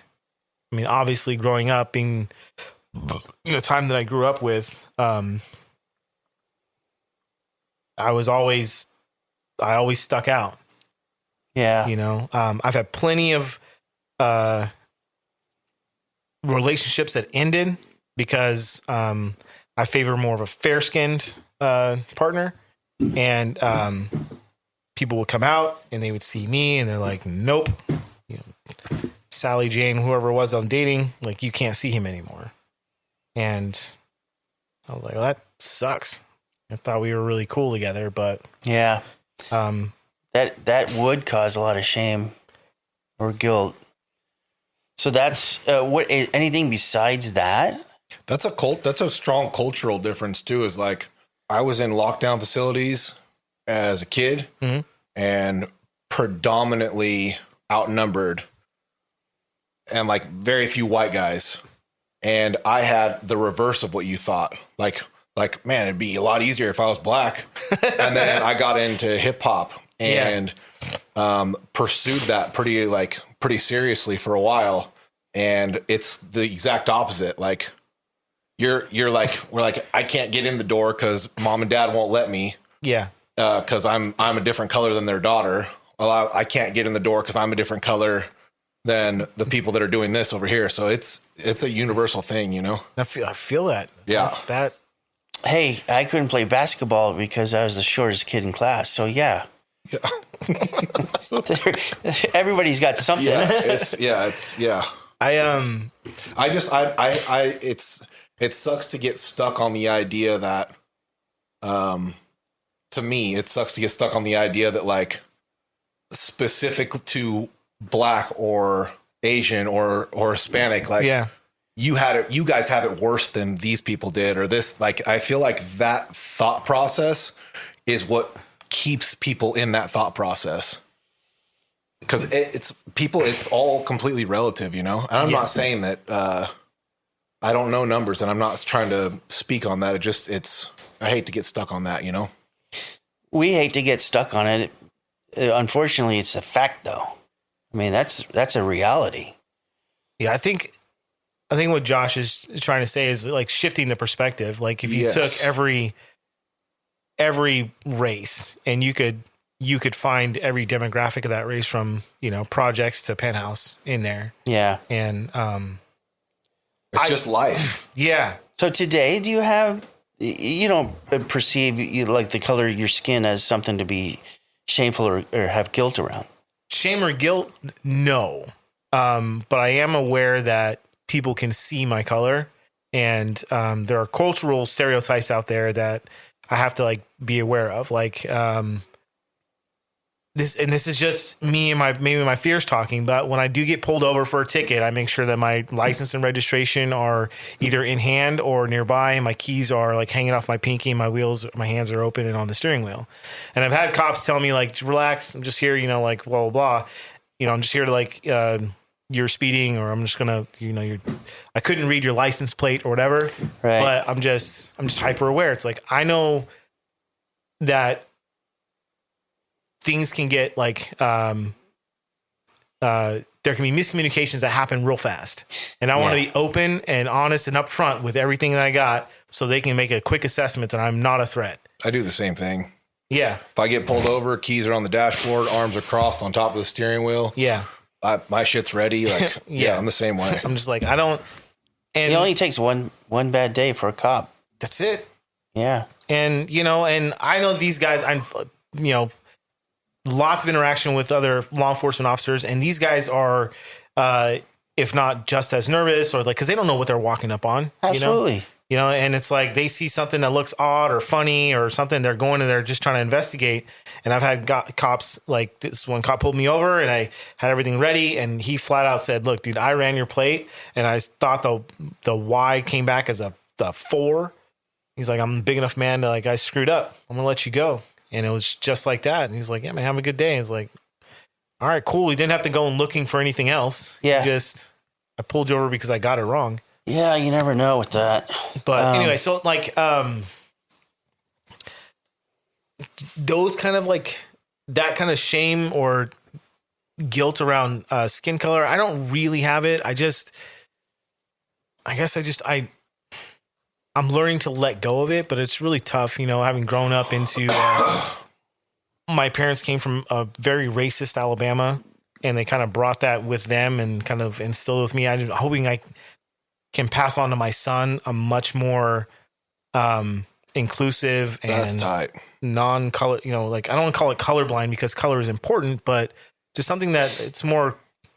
So on that topic, like when you say color is important, in the Bay Area, one of the meetings that I went to for a very long time consistently was a men's meeting in East Palo Alto, which is a predominantly black neighborhood then in the 80s. And there was a gentleman there, a black gentleman that talked about his point of pride was not about the color of his skin. His point of pride was about his culture. Right. And he went on to explain the difference between the color of my skin and my culture. And it made it like it opened up my mind to the fact that, yes, you can have pride about your culture. Right. And I think that's that where you're getting at. That's definitely where I'm getting at. Cause I think that like there are some beautiful cultures across this planet. We just got back from our honeymoon and we passed through Italy and had some amazing Italian food and, on the ship and off. And so I would never want to let that just, get homogenized, to one culture across the planet, but I don't know. Well, on the flip side of that, also, you and I had a conversation like, I don't know, 7 years ago.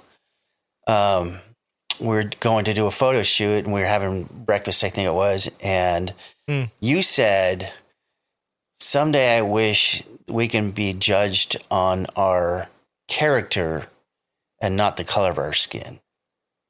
And I'll always remember that because that would be like an opening line in a book I write. Right? I think there's probably a large portion of society that does that. judges. I'm sure. Yeah, a I'm sure. large portion of society that does that. We find that throughout the rooms of NA and AA too, is that we don't judge people on their skin. No, you're absolutely right. It really is that way though. One of the guys, I think he's still in the rooms. I'm not, but I won't use his name. But tatted up, biker, bald head, beard, like literally the epitome of me, what my dad was telling me to avoid, you know, growing up. And like, he was the most loving guy, you know, when I got to the block. You know, he was on we had a court made up of peer members that lived on the block. So if you missed curfew, you anything that wasn't super serious, you know, like the block is madhouses, like rehabs, like they're facilities. Yeah. Okay. Gotcha. They have multiple houses in the same area. Yeah. And so we call it the block, just lovingly. So this guy. Yeah. So anyway, so he was sitting on this like judicial committee with me, and like he was just very much like super nice, like open, willing to mentor, and like I felt bad for having the thoughts that I did before I actually got to know him. Like, this is not this guy. And, you know, I see him in the community it's been a while since I've seen him, but like, I remember seeing him at Walmart, and him and his wife, and, you know, like we're all shopping. And so we get to, you know, hang out and talk for a bit. But, yeah, I think the rooms provide a place for someone to see someone's character. Yeah. You know, to experience someone's character. I love that. You know, I think, it has truly helped me to try to let go of that kind of stereotype. Cool. That train of thought. I the next subject is probably your favorite part of the 4-step, and that is your assets. Oh, fucking Christ. No, I'm not the type, and I've told you this before, I'm not the type that's going to blow smoke up your ass. Right. But you do know. I'm a really good thief. No, you do know your assets. I know it's uncomfortable for you. Yeah, it is. But just for sake of like listing them, yeah. Why don't you just turn off the whatever's going on in your head and then just list your assets? So, I think I'm a decent communicator, which makes me get along with people pretty well.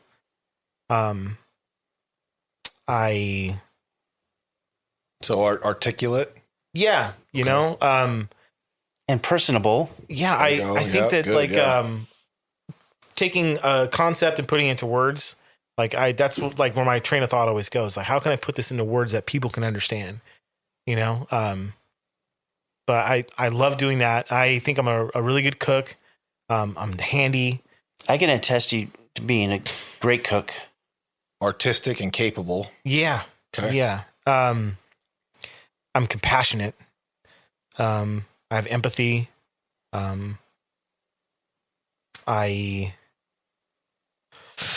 Intelligent.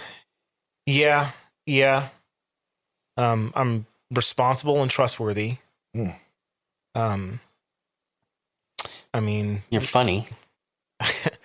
I definitely have some humor. So I use humor a fair bit. It's a pretty strong list already. It's been about 30 seconds. Yeah. And humor, so humor is like a dual-edged sword for you, right? Because it's also a defense mechanism. Yes. Yeah. He uses it as deflection. I mean, like even the text, like even as I'm leading up, you know, I'm asking Kevin, like, I'm telling him, like, I have laryngitis, like I can't speak. Can I use one of those machines that Stephen Hawking used? Because I don't have to speak on this thing. I don't want to be here, but I do really want to be here. You know, like I've listened intently to like the podcast before, and I get a lot out of what you guys do here. And but I didn't think that. Why would you guys want to have me here? That's stupid. Yeah, there's a lot of folks out there. Yeah. So Anthony sends me a text this morning before he leaves, saying, "What do I wear?" This is like a non-visual podcast, and he wants to know what he wear. So I indulge Want to him. make sure I wear the right thing so I don't get beat up. Exactly. I told him to wear a tube top, a black leather mini skirt, and fishnet stockings. Yeah, dude. I mean, because that makes sense. yeah. Because it's Anthony. So he just goes on, and he does use humor to deflect, but also we've had evenings where we just are just like you and I and just shooting the shit and laughing and tears coming out. And so there is that positive aspect of your Are they humor. crocodile tears? Fake ones. Sure glad we looked that up. Yes.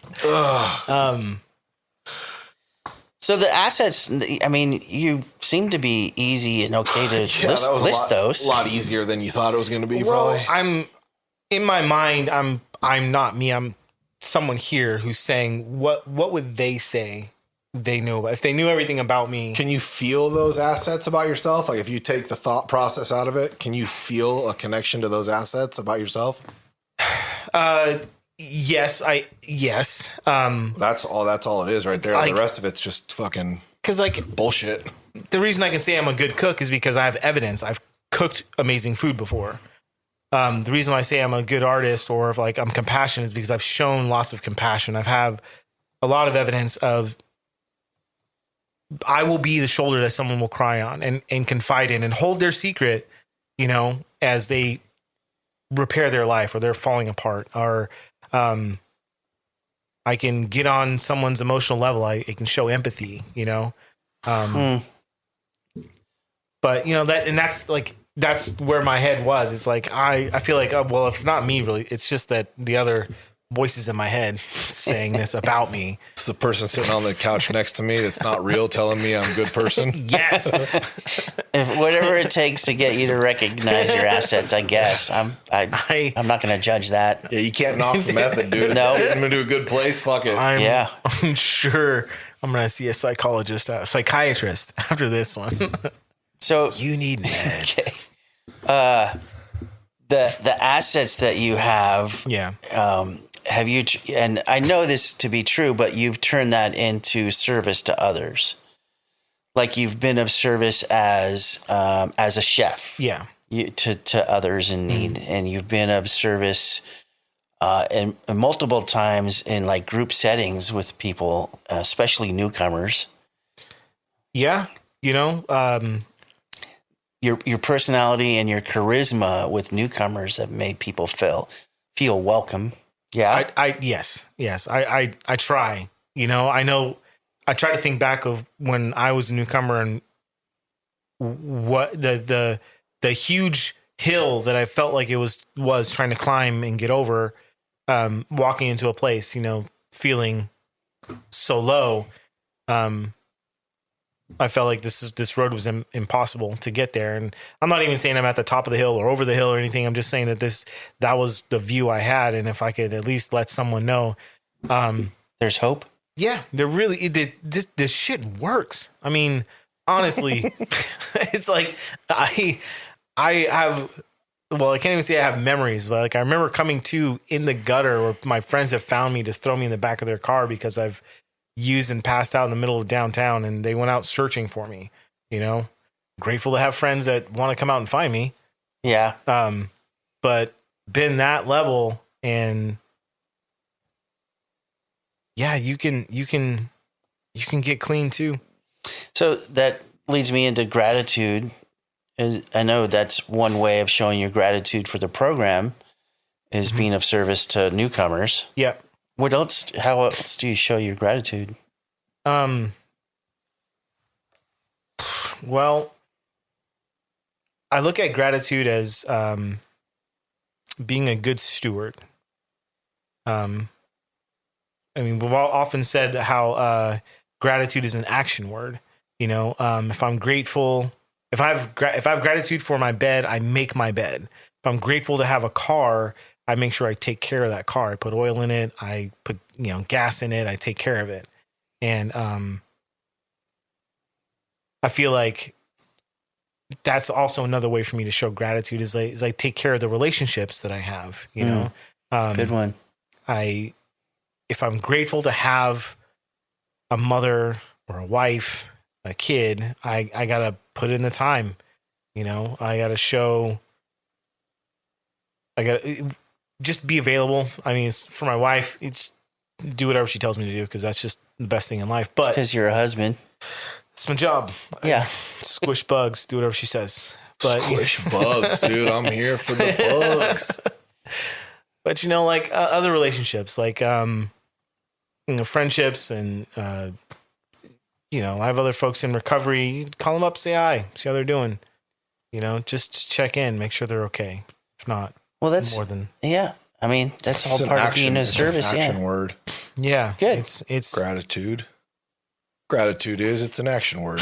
yeah, but like I was working through around the steps, and that phrase came out in when we were defining gratitude, and it was like being a good steward, and because I was like, yeah, if I'm grateful to have a bed, because there were years I didn't have a bed to sleep in, so I'm like, well, now I make my bed every morning, and I know that sounds lame, but I do. It's like if my wife's not, I get not up. If lame. my wife's not in it, I get up and I just at least pull the covers up, set the pillows up nice. I may not have all the shams and the duvet all nice, but it's made. You know, You're getting a little bougie on us. dude, she likes fluffy Bougie? stuff on the bed. Although I still I like fluffy stuff on the bed too.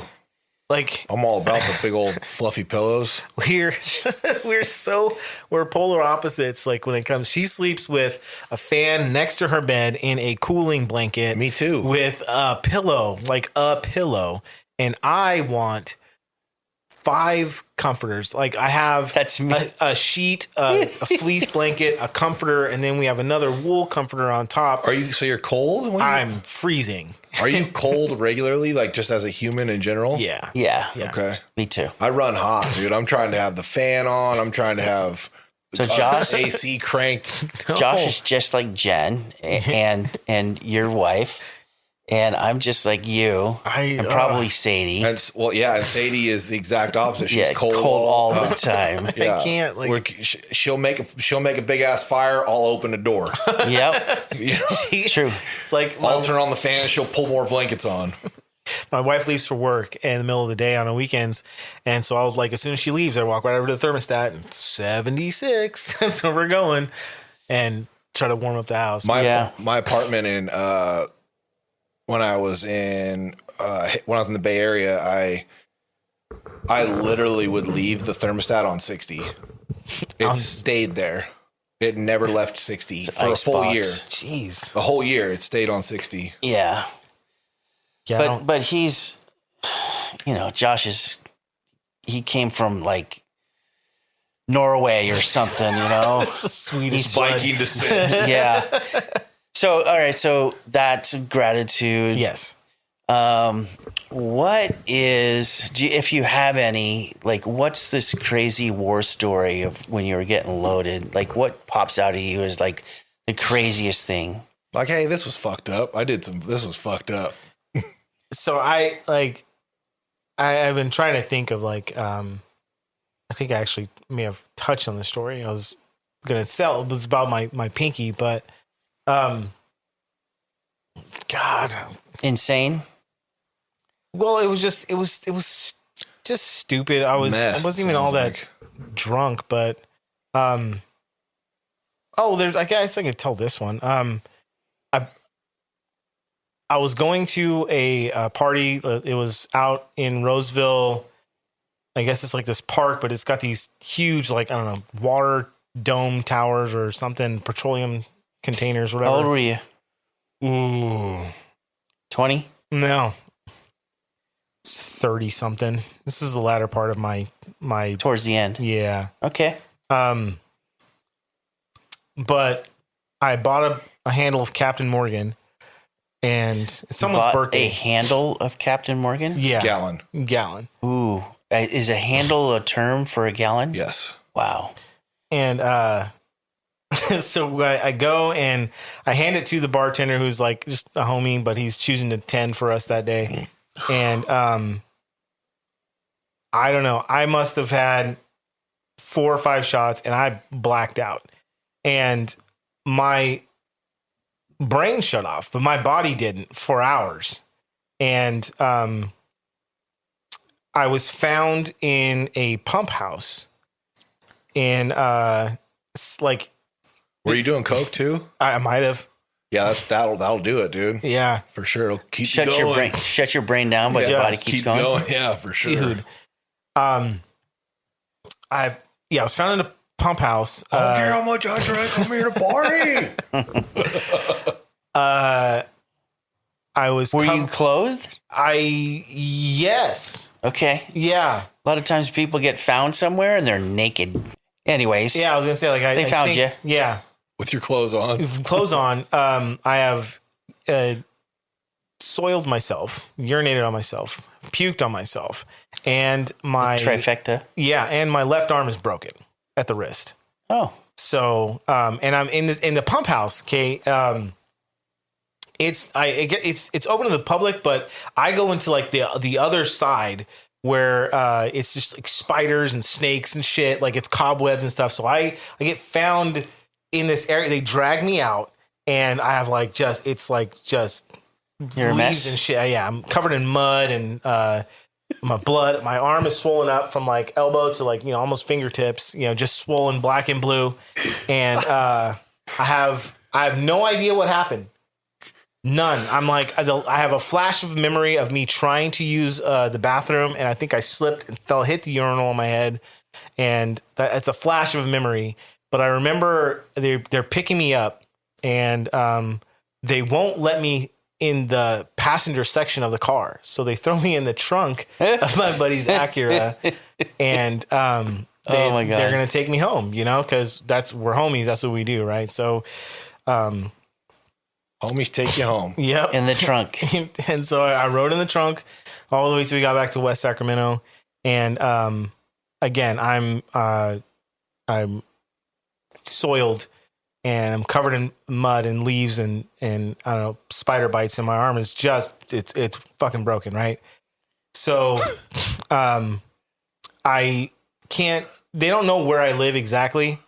So like they know the complex. So they're trying to tell me like, okay, so we get to the right hallway, but I tell them to go left and it should have been right. So again, we knock on this door and it's the wrong apartment. And so they were like, fuck, sorry, wrong apartment. So they give me to the right apartment, and they just basically like, And they're just dragging you around? well, I'm trying to walk, but I'm somewhat conscious. And then all I remember is that they're done with me. Right.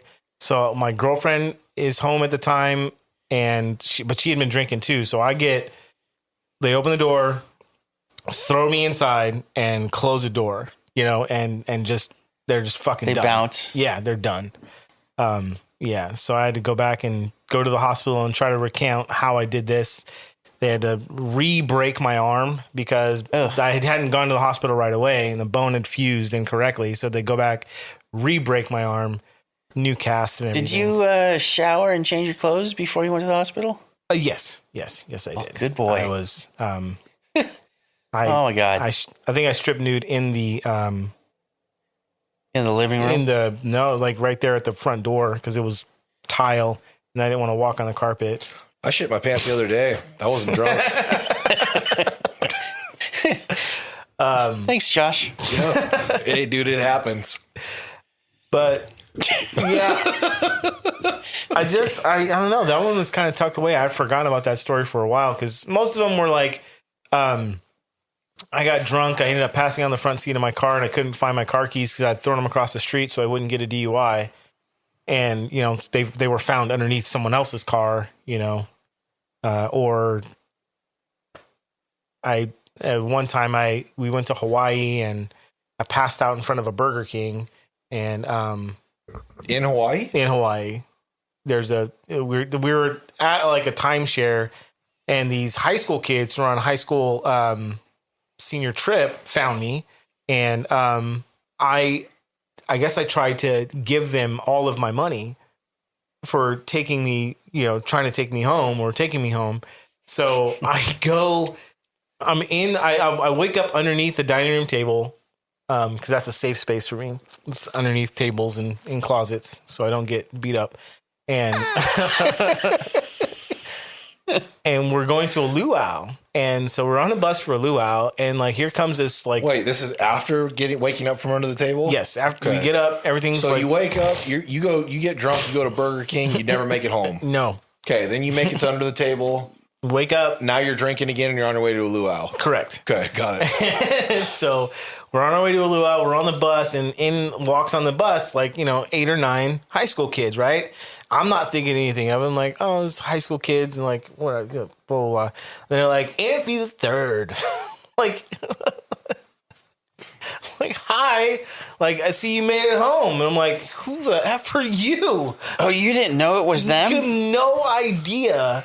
And these guys are all like, I see you're making it okay. All right, high five, high five. And like, I'm all Wow. high fiving these high school kids. And I'm like, I have no, and so like all my friends are looking around me like, bro, You like, hanging out with high school kids? what the fuck, right? And I'm like, I swear to God, I have no idea. It's like, you disappeared for like 6 hours last night. And I'm like, trust me, bro. Like, but it was, so they ended up like telling us a story. It's like, yeah, dude, we found you outside of the, Burger King. You're passed out on one of the tables. And so we asked you where you lived, and you kind of gave us a general direction, and you kept trying to give us all your money, but we wouldn't take it. So yeah. Some honest high school kids. Yeah, That's crazy. Sounds like it, yeah. So yeah, I end up, they took me back to the room and everything. And yeah, just I guess. Yeah, that's a good one. All right, well, that's about it. You got any more questions for him? No, that's good, man. I feel like pretty Covered thorough. it all. Those are good stories at the end there too. I enjoyed those. Yeah. Yeah, crawling into a fucking pump house. Stupid ass pump house. Yeah. All right. Well, good. Thank you, Anthony, very much. You're welcome. This is one of the, I like this one because it's actually you've been pretty authentic throughout the whole thing, and you talked about your character assets and defects. So it's an authentic one. We don't get that very often from you with the humor deflection. So I appreciate that. Is what I'm telling you.